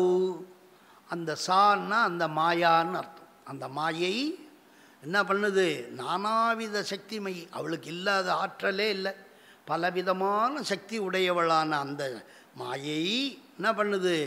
கால தத்துவமேவ ஆதௌ ஜனயதி. முதல்ல வர்றது என்ன? பிரசவ காலம். நம்ம என்ன சொல்லுவோம்? டைம் ஆஃப் பர்த்துன்னு. அதை தானே நம்ம காலம்ங்கிறது பர்த்தில் தானே ஆரம்பிக்குது. கால தத்துவத்தை முதலில் படைத்தாள். சிருஷ்டி கிரமத்தில் கால தத்துவம் முதல்ல. கால தத்துவமேவ ஆதௌ ஜனயதி, படைக்கிறாள். பாவி பவத்து பூதமயம் கலயதி. கலயத்தின்னா அதை பிரிக்கிறாள், மூணாக பிரிக்கிறாளாம். இது கடந்த காலம் பூத, பவ்ய நிகழ்காலம், பவிஷ்யத்து எதிர்காலம். பாவி பவத் பூதமயம். பாவினா எதிர்காலம், பவத்துன்னா நிகழ்காலம், பூதன்னா கடந்த காலம், இறந்த காலம். நம்ம என்ன பண்ணுறோம்? காலத்தை மூணாக பிரிக்கிறோம். இறந்த காலம், கடந்த சென்ற காலம், நிகழ்காலம், இனி வருங்காலம், அப்படி மூணாக பிரிக்கிறோம். இந்த கால தத்துவமே மூணாக இருக்குது. அப்படி அதை தவிர எவ்வளவோ முகூர்த்தம், காலம், க்ஷணம், மாத்திரான்னு எவ்வளவோ விதம். அப்பேற்பட்ட அந்த கால தத்துவத்தை முதல்ல கொடுக்குறாளாம். பவிஷ்ய மயம் கலயதி ஜெகதேஷ காலோதஹாம். அதனால் நானாவித சக்திமயி, அநேக சக்தி ரூபமான சா, அந்த அனந்தராலே சோபிக்கப்பட்டவளான மாயா, மாயையானவள், ஆதௌ முதலிலே, கால தத்துவம், கால தத்துவத்தையே, ஜனயதி உண்டாக்குகிறாள். ஏஷா, காலகாங்கிறது புல்லிங்க சொல். அதனால் இந்த காலமானது மூன்று வகையாக, பாவி பவத் பூதமயம், சென்ற காலம், நிகழ்காலம், வருங்காலம் என்று சொல்லக்கூடிய மூன்று விதமாக இருக்கின்றது. அத்தஹா, ஆகையினாலே இந்த காலத்தால் என்ன பயன்? கிரியை. அந்த காலம் என்ன வேலை செய்யுதுன்னா, க்ஷிப்ர சிராதி க்ஷிப்ர கலநாத், பிரயோகம். காலம் இருக்கிறதால தான் சீக்கிரமாக செய்துட்டான், தாமதமாக செய்துட்டான் அப்படின்னு சொல்கிறோம். சிராதி, ரொம்ப சிறகாலம், ரொம்ப காலமாக எடுத்துட்டான், ரொம்ப டைம் எடுத்துட்டான் பாடி அப்படின்னு. க்ஷிப்ர, ரொம்ப குயிக்காக பண்ணிட்டியே அப்படின்றதெல்லாம் இந்த காலத்தால் கிடைக்கக்கூடிய செயல்பாடுகள். அதான் சொல்லார். சிர க்ஷிப்ராதி பிரத்யய உபாதி துவாரேன அஸ்மாத்து, இதிலிருந்து ஜகத்து பிரபஞ்சம் புவனாதிகம் கலயதி, இந்த காலத்திலேருந்து உலகத்தை உண்டாக்குகிறாள். அதான் சிருஷ்டி காலம். உலகம் எப்போ உண்டாச்சின்னு அதுலேருந்து கணக்கு வச்சுண்டு இந்த பிரளயத்துக்கு தினப்பிரளயம், அவாந்தர பிரளயம், மகா பிரளயம்லாம் இருக்குது.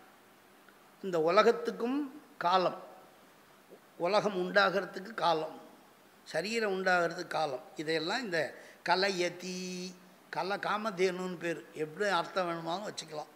அப்படி இந்த புத்தியினாலே க்ஷிபதி, பிரிக்கிறாள், பகுத்து சிருஷ்டியாதி சம்ஹாராந்தமாக உள்ள காலமாக இந்த மாயை கால தத்துவத்தையே முதலில் படைத்து கொடுக்கிறது. இதுதான் சொல்கிறார். அநேக சக்தி ரூபமான அந்த மாயை முதலாவதாக காலம் என்னும் தத்துவத்தை தோற்றுவிக்கின்றது. எந்த காரணத்தால் இந்த கால தத்துவமானது உலகத்தையே, உலகம் முழுசுமே சென்ற காலம், நிகழ்காலம், வருங்காலம் என்பதாக எந்த ஒரு கால தத்துவம் பிரிக்கிறதோ அதற்கு காரணமாக, அந்த காரணத்தாலே, பிரிக்கின்ற காரணத்தாலே இது கால தத்துவம் என்று சொல்லப்பட்டது. கலயதீதி காலா, டயத்தை பிரிக்கிறதாலேயே இதுக்கு கால தத்துவம்னு பேராம், காரண பெயர் என்று சொல்லுகிறார். கலயதீதி கலஹான். இப்படியாக அந்த எந்த காரணத்தால் இந்த உலகத்தை பிரிக்கிறதோ அதனாலேயே கலாகாஷ்டாதி ரூபேண பரிணாம பிரதாயினின்னு காலமும் சக்தி. காலாய நம கலவிகரணாய நமோ, காலனாகவும் அவன்தான் இருக்கான். விகரணம்னா பிரித்தல், அதுவும் அவன்தான். அப்படியாக இதை சொன்னார். அதாவது இங்கே சித்தாந்தம் என்னன்னா, உள்ளது தோன்றும், எது இருக்கோ உள்ளது தோன்றும் என்னும் சத்காரியவாதம். இதுக்கு பேர் என்னன்னா சத்காரியவாதம். இருக்கிறது தான் உண்டாகும்னு அர்த்தம். சத்காரியவாதத்தை நாம் அங்கீகரிக்கிறதால மகாப்பிரளய காலத்திலும் கூட காரிய பொருள்கள் அழியாது, சக்தி ரூபமாக மாயையில் இருக்கும். அதனால் மாயையில் அது இருக்கும். அப்படி சக்தி சமூக ரூபமானது மாயையானது அனந்தேஸ்வரரால் கலக்கப்பட்டு அந்த கால தத்துவத்தை தோற்றுவிக்கின்றது. தோற்றுவிப்பது காரணம்னு பேர். மாயை காரணம். எது தோற்றுவிக்கிறதோ அதற்கு காரணம்னு பேர். எதிலிருந்து எது தோன்றுகின்றதோ அதற்கு காரியம்னு பேர். காரணம் காரியம். இதை ஜன்ய ஜனகம்னு சொல்லுவான். இப்போ கால தத்துவம் ஜன்யம், மாயா தத்துவம் ஜனகம். மாயா தத்துவத்திலேருந்து கால தத்துவம் வந்ததுன்னோ, மாயா தத்துவம் காரணம், கால தத்துவம் காரியம். இப்படியாக அந்த ஜன்ய ஜனக பாவம்னு பேர். காரியத்தை தோற்றுவிக்கும் மாயையின் பரிணாமமானது கிருதகீட்டவத்து ஏகதேச ஞானம்னு தெரிஞ்சுக்கணும், ஏகதேச பரிமாணம்னு தெரிஞ்சுக்கணும். இந்த மாயையினுடைய பரிணாமம், இந்த மாயை எல்லாத்தையும் உண்டாக்குதுன்னா அப்படியே எல்லாமே முழுசாக மாறிடுறது இல்லை, பரிணாமவாதம்தான். பரிணமிப்பது என்றால் என்ன? பரிணம்னா திரிவதுன்னு அர்த்தம். பால் திரிஞ்சு போச்சுன்றான். பாலில் என்ன சொல்கிறோம்? ஏதாவது பட்டு போச்சுன்னா, தயிரோ மோரோ பட்டுடுச்சுன்னா பால் திரிஞ்சு போச்சுன்றோம். திரிதல், உருமாறுதல், அதான் பரிணாமம். பரிணாமங்கிற சொல்லுக்கு திரிதல், உருமாறுதல்னு அர்த்தம். உருமாறுதல்னா இப்போ இந்த மாயையே உருவமாக ஃபுல்லாக மாறி போச்சான்னா இல்லை, மாயை தான் மாறி இருக்கு. ஏன்னா உபாதான காரணம்னு சொல்லிட்டோமே. குடம்னா அந்த குடத்தில் அந்த மண் குடமாக இருந்தால் மண் இருக்கும், தங்க குடமாக இருந்தால் தங்கம் இருக்குமான்னு. அப்போ காரியத்தில் காரணம் இருக்கும், காரணத்தன்மை காரியத்தில் இருக்கும், காரியத்தில் காரணத்தின் தன்மை இருக்கும். இங்கே பரிணாமம்னு சொல்லும் பொழுது முழுசாகவே மாறிடுத்தான்னா, இப்போ இந்த மாயையே காலத்தத்துவம் ஆயிடுத்தான்னா இல்லை, அப்படியும் நினைக்கக்கூடாது. முழு பரிணாமம் கிடையாது, ஏகதேச பரிணாமம்னு பேர். இது என்னன்னா சாஸ்திரத்தெல்லாம் சொல்லுவா, கிருதகீட்ட நியாயம்னு ஒரு நியாயம். நெய் இருக்கும், நெய் திரியாக இருக்கும். கொஞ்ச நாள் அதை கண்டுக்காமல் விட்டுட்டா அந்த நெய்யிலேயே புழு வந்துடும். அந்த திரியாக இருக்கிறதே புழுவாக மாறிடும். நெய் பூரா புழுன்னு சொல்ல முடியாது. நெய்யில் எங்கேயோ ஒரு இடத்துல ஒன்றே ஒன்று புழுவாக உருவாகிருக்கும், அதை எடுத்து போட்டுரும். அதுபோல் கிருத கீட்ட நியாயம். கீட்டம்னா புழு, கிருத்தம்னா நெய். நெய் பூராவும் மாறித்து, நெய் எல்லாம் நெய்யாக தான் இருக்குது, எங்கேயோ ஒன்று அப்படி புழுவாக மாறி. அதுபோல் பரிணாமம் கூட ஏகதேச பரிணாமம். அதை எப்படி சொல்கிறோம்? ஓரிடத்து உருமாற்றம். அதை எப்படி சொல்லணும்? ஓரிடத்து உருமாற்றம்னு சொல்லணும். இப்படி இதெல்லாம் இந்த சித்தாந்தத்தால் நாம் தெரிஞ்சிக்க வேண்டியது. அதனால் அதாவது தோற்றத்தில் முதல்ல காலம் உண்டாகி போச்சு. முதல் மாயையிலேருந்து உண்டானது காலம்தான். ஆனால் பயன்பாட்டை கொடுக்கிற போது இந்த தத்துவங்களை மனுஷன் உபயோகப்படுத்துகிறான் இல்லையா, புருஷன் உபயோகப்படுத்தும் போது இது நாலாவதாக தான் பயன் தருது. இதை சாஸ்திரம் என்ன சொல்லுவா? பிரவிற்த்தி கிரமம், சிருஷ்டி கிரமம். பிரவிற்த்தி கிரமம், சிருஷ்டி கிரமம். பிரவிற்த்தி கிரமத்தை இங்கே சொல்கிறார். இங்கே எல்லாமே தோற்றத்தை தான் சொல்கிறார். அதனால் இங்கே சிருஷ்டி கிரமத்தை சொல்கிறதால முதல்ல கால தத்துவத்தை சொல்லிட்டார்.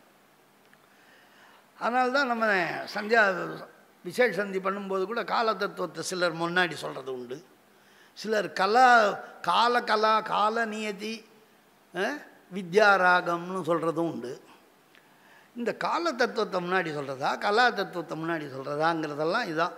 சித்தாந்த சாராவளியில் மாயாத்தோ அனந்த சித்தாந்த சாராவளியில் மாயாத்தோ அனந்த யோகாத்து பிரசரதி ச கலா கால தத்துவம் நியத்யா வித்யாராக கலாத பிரகிருதி சகமிதோ ருத்ரயுகவுணமஸ்மாத்துன்னு சொல்கிறார். அதில் பிரசரத்திச்ச கலான்றார். முதல்ல கலா தத்துவத்தை சொல்கிறார் அவர் திரிலோச்சன சிவாச்சாரியார். அவர் அங்கே பிரவிற்த்தி கிரமத்தை சொல்கிறார், இவர் இங்கே சிருஷ்டி கிரமத்தை சொல்கிறார் அப்படின்னு நினச்சிக்கணும். அதில் முதல்ல கால தத்துவம்னு சொல்லித்தே இந்த ஆச்சாரியர் எடுத்த உடனே மாயையிலேருந்து கலா தத்துவத்தை சொல்கிறாரு.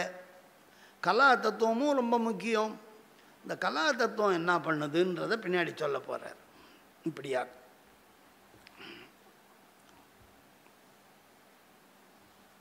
அடுத்த ஸ்லோகம் 42வது ஸ்லோகம். இந்த ஸ்லோகத்தால் இப்போ வித்யா தத்துவம்னு சொல்லக்கூடிய 7 தத்துவங்களையும் மாயையிலேருந்து உண்டாச்சு. மாயையிலேருந்து கால நியதி வித்யா ராக கலா, கால நியதி கலா வித்யா ராகம், கால நியதி கலா வித்யா ராகம் அப்படின்னு 5 தத்துவங்கள் ரொம்ப ரொம்ப முக்கியமான தத்துவங்கள். இதுக்கு கலாதி பஞ்சகம்னே பேர். இங்கே பார்த்தீங்களா காலாதி பஞ்சகம்னு சொல்கிறது. இவர் சொல்லியிருக்கார் காலாதி பஞ்சகம்னு. ஏதோ எதை வேணாலும் நம்ம ஆதியாக வச்சுக்கலாம். இந்த 5 தத்துவமும் சேர்ந்தாதான் மனுஷனுக்கு அனுபவிக்கிற தன்மை ஏற்படுது. பேட்டரியும் போட்டிருந்தால் தான், ஒரு ஃபோன் இருக்குது அதில் பேட்டரியும் போட்டிருந்தால் தான் ஆக்டிவேட் ஆகும். எல்லாம் கம்பெனி நல்லா இருந்திருக்கும், சார்ஜ் இல்லாமல் போயிருந்தால் என்ன பண்ண முடியும்? அதுபோல் இந்த 5ம் எப்போ ஒன்று கூடுதோ அப்போ இந்த ஆத்மான்னு ஒருத்தவன் ஜீவாத்மா இருக்கான, இந்த ஜீவாத்மாவுக்கு இந்த உடம்பு செயல்புக்கு போக்தாவாகிற தன்மை வருது. அதனால தான் புருஷ தத்துவம்னு அதை ஒரு தத்துவமாகவே சொன்னான். 36 தத்துவத்தில் புருஷ தத்துவம்னு ஒரு தத்துவம். உண்மையில் தத்துவம்னா அது தத்துவம் கிடையாது. அப்போ புருஷன்றவன் ஆத்மாவா தத்துவமானு கேள்வி. புருஷன்னா நம்மெல்லாம் என்ன நினச்சிட்டு இருக்கோம்? புருஷா அயம் புருஷான்னா ஆத்மான்னு நினச்சிட்டு. புருஷ தத்துவம் வேறு, புருஷன் வேறு. இந்த ஆத்மாவுக்கு இந்த 5ம் சேர்றதால தான் பும்ஸ்தத்துவம் போக்தாங்கிற தகுதி ஏற்படுது. இவன் ஆக்டிவேட் ஆகி செயல்படுறான், கீழே உள்ள 24 தத்துவத்தையும் அனுபவிக்கிறான். ஆகையினால தான் இந்த 5ம் ரொம்ப முக்கியம். மாயையினுடைய 5 தோற்றுக்கும் 5 காரியங்கள், 5 காரியங்களையும் கலாதி பஞ்சகம்னு சொல்லுவார். அந்த கலாதி பஞ்சகத்தை இந்த ஸ்லோகத்தில் சொல்லிட்டு வர்றார். 2வதாக நேதி தத்துவம் என்ன பண்ணுதுங்கிறத சொல்கிறார். நியதிர்நியமன ரூபா மாயாதஹா சாப்யனந்தரம் பவதி நியமயதி ஏன நிகிலம் தேனேயம் நியதிரித்யுக்தா. நியத்தின்னு ஏன் பேர் வந்தது அப்படிங்கிறத இதில் சொல்கிறார். நியதிஹி நியமன ரூபா. நியதி தத்துவம்னு ஒன்று, நல்லா பேரை ஞாபகம் வச்சுக்கணும். நியதி தத்துவம். நியத்தின்னா நேதா மாதிரி நியமிக்கிறான்னு அர்த்தம். இன்னார் இதை தான் செய்யணும், இது இன்னாருக்கு தான் உரியதுன்னு நியமனம் பண்ணி வைக்கிறாராம். நியமன ரூபா நியதி. இந்த நியத்திக்கு ஸ்வரூப லட்சணம் என்ன? நியத்திக்கு ஸ்வரூப லட்சணம் நியமன ரூபா ஏஷா நியதி. நியமிப்பவள் இவள் யார் என்றால் நியமிப்பவள். என்னத்தை நியமனம் பண்ணுறா அப்படின்னு பார்க்க போகிறோம். மாயா தஹா, மாயையிலேருந்து நியத்தின்னு ஒருத்தி வரா. மாயையிலேருந்து நியத்தின்னு ஒருத்தி. மாயா தஹா சாபி அனந்தரம் பவதி. காலத்தத்துவத்துக்கு அடுத்தது கால நியதி. இரண்டாவதாக நியதிங்கிற ஒரு பெண் போல வரா. இந்த பெண்பால் சொல்லானத்தால் சம்ஸ்கிருதத்தில் அப்படி சொல்லியிருக்கு. நம்ம தமிழில் நியதி தத்துவம்னு வச்சுக்கணும்.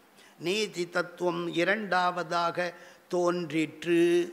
அனந்தரம் பவதி. ரெண்டாவது நியமயதி ஏன நிகிலம் தேன அயம் நியதிஹி இத்யுக்தா. ஏன எந்த காரணத்தினாலே, நிகிலம் அனைத்தையும் இந்த தத்துவமானது நியமயதி நிர்தாரணம் பண்ணுது, ஒழுங்குபடுத்துது. நியமயத்தின்னா என்ன? ஒழுங்குபடுத்துது. ரூல்ஸ் அண்ட் ரெகுலேஷன் எல்லாம் போட்டு அவனவன் வினை பயனை அவனவன் அனுபவிக்கும்படியாக பண்ணுற மிகப்பெரிய முக்கியமான வேலையை இந்த நியதி தத்துவம் பண்ணுது. நியதி தத்துவம் இல்லைன்னா போச்சு. அதை தான் நியமயதி ஏன நிகிலம் தேன அயம் தேன இயம் நியதிஹி இத்யுக்தா. இது காரண பெயராம். நியமனம் பண்ணுறதால இவளுக்கு நியத்தின்னு பேர் வந்ததுன்னு பெயர் காரணியத்தை சொல்கிறேன். நியதி தத்துவம் என்று ஏன் அழைக்கப்படுகிறது என்பதை சொல்லி இவள் மாயையிலிருந்து இரண்டாவதாக தோன்றிற்றுன்றதை சொன்னார். பாருங்கள், பதபதார்த்தம். அனந்தரம் பிறகு. அனந்தரம்னா கால தத்துவத்துக்கு தோன்றிய பிறகுன்னு அர்த்தம்.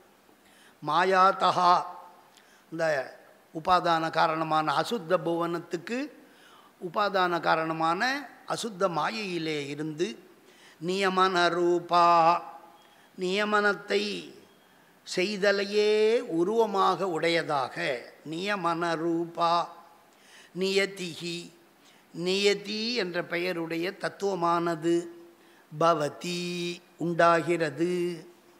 சா அப்பி, அந்த நியதி தத்துவமும் ஏன எந்த காரணத்தாலே நிகிலம் சமஸ்தமான எல்லா விதமான உலகத்தையும் அனைத்தையும் முறைப்படுத்துவதாக. நிகிலம்னா எல்லாம் அதுதான். அது என்னன்னா அவரவர் செய்த வினை பயனை அவரவரே அனுபவிக்குமாறு பண்ணுறது தான் முறைப்படுத்துது. இந்த நீதி தத்துவம் மட்டும் இல்லைன்னா ஒருத்தன் செய்த புண்ணியத்தினுடைய பயன் இன்னொருத்தவன் அனுபவிச்சுட்டு இருப்பான். எவனோ பண்ண அதர்மத்தினுடைய பயனை இன்னொருத்தன் எவனோ அனுபவிப்பான். இது எப்படி இருக்கும்? ஐயோ லபோ லபோன்னு கத்துவான். இது நியாயமா நீதியா ஊன்னுவான். கேட்பானா மாட்டானா? யாரோ பண்ண தப்பு பாவம்லாம் நம்ம மேலே வந்து நம்ம பண்ண புண்ணியம்லாம் எவனுக்கோ போனால் எப்படி இருக்கும் உங்களுக்கு?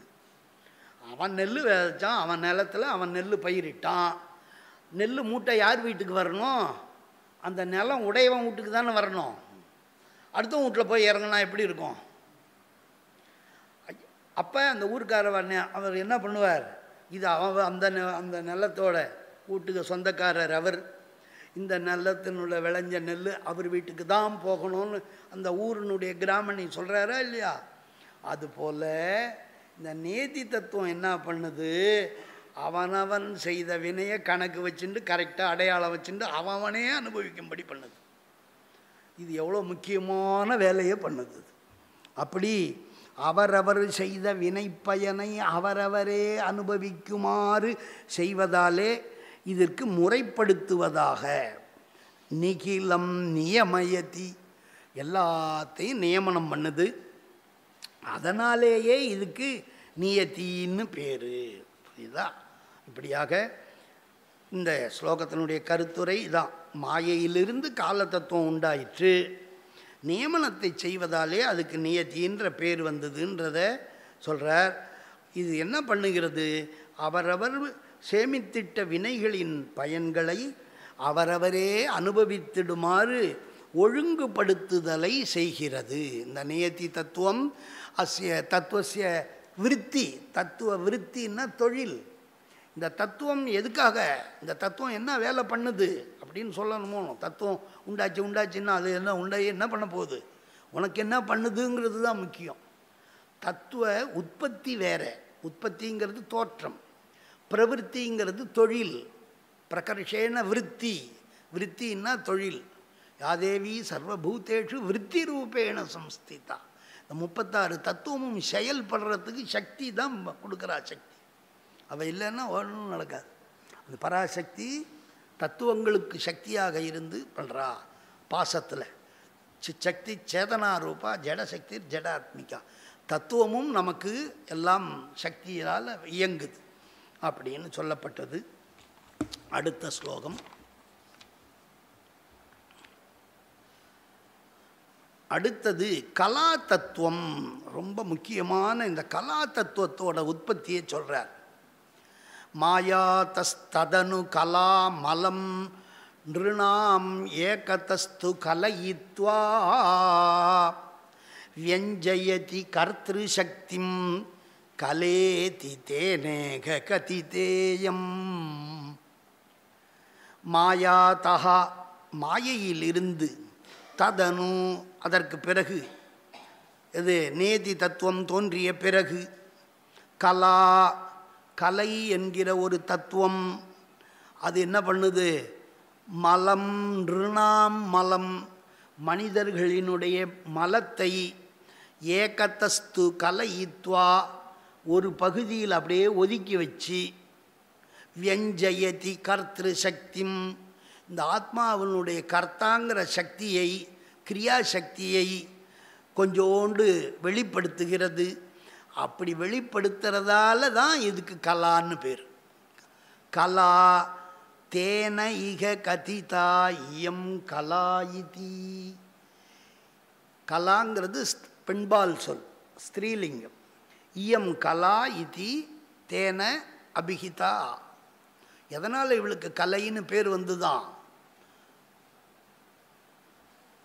மக்கள் ஆன்மாக்களினுடைய பாசத்தை மலத்தை ஒரு ஓரமாக தள்ளி வைக்கிறா. இது என்ன புரியலையே அப்படின்னா சொல்கிறேன். பதபதார்த்தம் மாயாதகா மாயையிலிருந்து பிறகு, நேதி தத்துவத்திற்கு பிறகாக, மூன்றாவதாக கலா கலா தத்துவமானது நிருணாம் மக்களினுடைய ஆன்மாக்களுடைய மலம் ஆணவம் முதலான மலத்தை ஏகதஸ்து ஒரு பகுதியில் கலயித்வா விலக்கி வைத்து, ஒதுக்கி வைத்துன்னு அர்த்தம். கர்த்திரு சக்திம் கிரியாசக்தியை பிரகாசித்திடுமாறு செய்கிறது. வியஞ்சயதி வெளிப்படுத்துகிறது.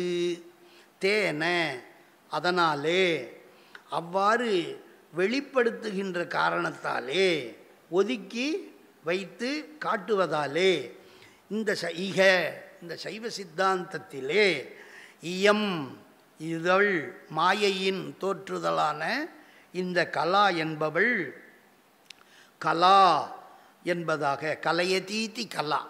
கல சப்தம் எல்லா இதுக்கும் வரும். கலான்னா பிரிவுன்னு அர்த்தம். கலா என்றால் இப்போ மந்திர கலைகள்னால் பிரிக்கிறோம், பகுதின்னு அர்த்தம். கலா என்றால் பகுதி. இது என்ன பண்ணுறா? ஆன்மாக்கள், நான் அன்றைக்கே சொல்லியிருக்கேன், சைத்தன்ய ஸ்வரூபமாக ஞானக்கிரியா சக்தியாக ஆன்மா இருக்குது. நல்ல விளக்கு பெருசாக ஏற்றி வச்சுட்டு ஒரு நல்ல குடத்தை போட்டு அது மேலே மூடி வச்சுட்டா அந்த உள்ளே இருக்கிற வெளிச்சம் வெளியே தெரியுமா? நல்ல முழு குடத்தை போட்டு மூடி வச்சாச்சு, வெளியே தெரியாது.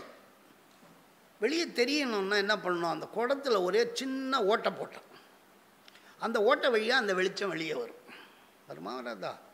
அதுபோல் இந்த ஆத்மாவுக்கு இயற்கையாக இருக்கக்கூடிய ஞானக்கிரியா சக்தியில் இந்த கலா தத்துவம் என்ன பண்ணுது? முக்கியமான வேலையை பண்ணுது. இந்த ஆணவ மலத்தால் மூடி இருக்கிறதால இவனுக்கு ஒன்றுமே தெரியல, வெளி உலகத்தை அனுபவிக்க தெரியல. அதனால் இந்த கிரியாசக்தியை, இந்த இவனுக்கு இயற்கையாக இருக்கு பாரு, அந்த ஆணவ மலத்தை ஸ்க்ரீனை நம்ம எல்லாம் ஒதுக்கி வைக்கிறோம் பாருங்கள். அதுபோல் ஓரிடத்தில் ஒரு பக்கமாக ஒதுக்கி வச்சு, நீ இரு, நான் உன்னை ஒன்றும் பண்ணலை, ஆணவ மலமே நீ ஓரமாக கொஞ்சம் ஒதுங்கிட்டு அவனுக்கு கொஞ்சம் இடம் கொடு, அவன் வெளிச்சத்தை கொடு அப்படின்னு சொல்லி கலா தத்துவம் ஒரு டார்ச் லைட்டை போல் ஆத்மாவுக்கு இருட்டில் பொருளை பார்க்கணுன்னா அவனுக்கு வெளிச்சம் வேணுமே. அதுக்குள்ளே எவ்வளோ இருக்குது சாஸ்திர ரீதியாக. ஒரு பொருளை அயம் கடகான்னு மொத்தம் அயம் தரிசயத்தின்னு பார்க்கறதுக்கு அதுக்குள்ளே எவ்வளவோ இருக்குது. அதனால் பக்ஷம், சாத்தியம், ஹேத்து இப்படியெல்லாம் நிறையா இருக்குது. அதுதான்றதை நிச்சயப்படுத்துறது யார் வேலை? அது இருக்கான்னு பார்க்கறதுக்கு முதல்ல கண்ணு ஒளி வேணும், வெளிச்சம் வேணும். இருட்டில் நமக்கு எதாவது பொருள் இருக்கிறது தெரியுமா? வெளிச்சம் முதல்ல வேணும். அந்த வெளிச்சம் போட்டு காட்டுறது, வெளிச்சத்தை கொடுக்கறது தான் இந்த கலாசக்தியோட வேலை. இந்த கலாசக்தி வெளிச்சத்தை கொடுக்குது. அதை தான் சொல்கிறார் கர்த்திரு சக்திம். ஞான சக்தி கர்த்திரு சக்தின்னா கிரியாசக்தின்னு அர்த்தம். அதனால தான் இவன் ஆக்டிவேட்டாக வேலை செய்கிறான். இந்த புருஷன் இந்த உடம்புலேருந்து இந்த கலாசக்தி வெளிச்சம் போட்டு காட்டவே தான் செய்கிறான். நம்ம என்ன பண்ணுறோம்? சூரியன் உதிச்சோடனே சுறுசுறுப்பாக எல்லாம் வெளிச்சம் வந்துடுதுன்னா பண்ணுறோம். இருட்டாகி போச்சுன்னா போய் உள்ளே ஓடிங்க. கர்த்திரு சக்தி வெஞ்சயதி வெளிப்படுத்து. அதனால் தேனை இக, அதனால தான் இவளுக்கு கலான்னு பேருன்னு சொல்கிறார். கருத்துரை இந்த பின்னர் மாயையிலிருந்து கலை என்ற தத்துவமானது தோன்றியது. இந்த கலையானது என்ன பண்ணுகிறது? ஆன்மாக்களினுடைய மலத்தை, ஆணவ மலத்தை, பாசத்தைன்னு அர்த்தம், ஏகதேசத்தில் விலக்கி வைத்து, சுத்தீரும் இருந்துண்டு எந்த பக்கமும் பார்க்க முடியாதபடி இருந்தத ஒரு பக்கமாக ஒதுக்கி வைக்குது. அதான் இது பண்ணுற முதல் வேலை. கலா தத்துவத்தின் விருத்தி, கலா தத்துவத்தின் விருத்தி தொழில் என்னன்னா இதான் வியாபாரம். கலா தத்துவம் மூன்றாவதாக தோன்றியது, அது உற்பத்தி. பிரவிற்த்தி என்ன? மலத்தை ஏகதேசமாக கலையத்தி, அதான் பிரவிற்த்தி. அந்த பிரவிற்த்தியும் சேர்த்தே சொல்லிடுறார் இவர் லட்சணத்தை சொல்லும்போது. கர்த்திரு சக்தி வியஞ்சயதி ஏகதஸ்து ஏகதேசே ஏகதா ஒரு பக்கமா கலயித்வா கர்த்திரு சக்தி வியஞ்சயதி. இது பண்ணுற வேலை அதான். அதனால தான் இப்படி ஒரு வேலையை பண்ணுறதால தான், ஒதுக்கி வச்சு நமக்கு வெளிச்சம் போட்டு காட்டுறதால தான் இவளுக்கு கலான்னு பேர். கலைன்னா என்ன சொல்லுவோம்? காட்சி, வெளியே பார்க்கறது. ஓ இது இதானா, அயம் கடகாங்கிற ஞானம் வர்றதுக்கு கண்ணில் அங்கே குடம் இருக்கணும், அதுக்கு கண்ணுக்கு விஷயமாகணும், அந்த விஷயத்தை கண்ணு கிரகிக்கணும். அந்த கண்ணுக்கு கிரகண சக்தி கிடையாது, அது மன இந்திரிய சம்யோகா, இந்திரிய விஷய சம்யோகா. அப்புறம்தான் அந்த விஷய ஞானம் ஆத்மாவுக்கு வரும். அயம் கடகான்னு இந்த ஆன்மா அறியுது. இதுக்கு எல்லாத்துக்கும் முதல்ல என்ன வேணும்? சிச்சக்தி தான் பிரமாணம். சிச்சக்தி தான் அந்த அறிவு வெளிச்சம். அறிவு ஒளின்ற முன் அறிவை நாம் ஒளியாக தான் சொல்லுவோம். அதனால் இந்த கலான்றவ வெளிச்சம். நம்ம புரிஞ்சிக்க வேண்டியது பிரகாச ரூபா ஏஷா கலா அப்படிங்கிறத நம்ம தெரிஞ்சுக்கணும். அதனால் இந்த சக்தியில் கலான்றவர் ரொம்ப இப்படி கலா என்று சொல்லப்பட்டதுங்கிறதான். போகத்தை அனுபவிப்பதற்கு ஆன்மஸ்வரூபத்துக்கே உபகாரமாக இருப்பதாலே இந்த கலையானது அந்தரங்க சாதனம், ரொம்ப ரொம்ப இம்பார்ட்டண்ட்டான அந்தரங்க சாதனம். இந்த ஆன்மாவுக்கு உயிர்களுக்கெல்லாம் இந்த கலாசக்தி தான் ரொம்ப அடிப்படையான அந்தரங்கமான சாதனம்னா கருவியாக விளங்குகிறாள் அப்படின்னு சொன்னார். அதனால தான் இந்த கலைக்கு கலை என்பது முக்கியமாக பிரதானமாக விளங்குகிறது. இந்த அஞ்சுமே பிரதானம்தான். கால, நியதி, கலா. இந்த கலை என்ன பண்ணுது? அடுத்தது வித்யா ராக கலாதா. கலையிலேருந்து வித்யையும் ராகமும் வரப்போகுது. அதனுடைய தத்துவோத்பத்தியை அடுத்த வகுப்பில் நாளைக்கு பார்ப்போம். ஓம் யசிவோ நாம ரூபாபியாம் யா தேவி சர்வமங்களா தயோ சம்ஸ்மரணாத் சர்வதோ ஜெயமங்களம்.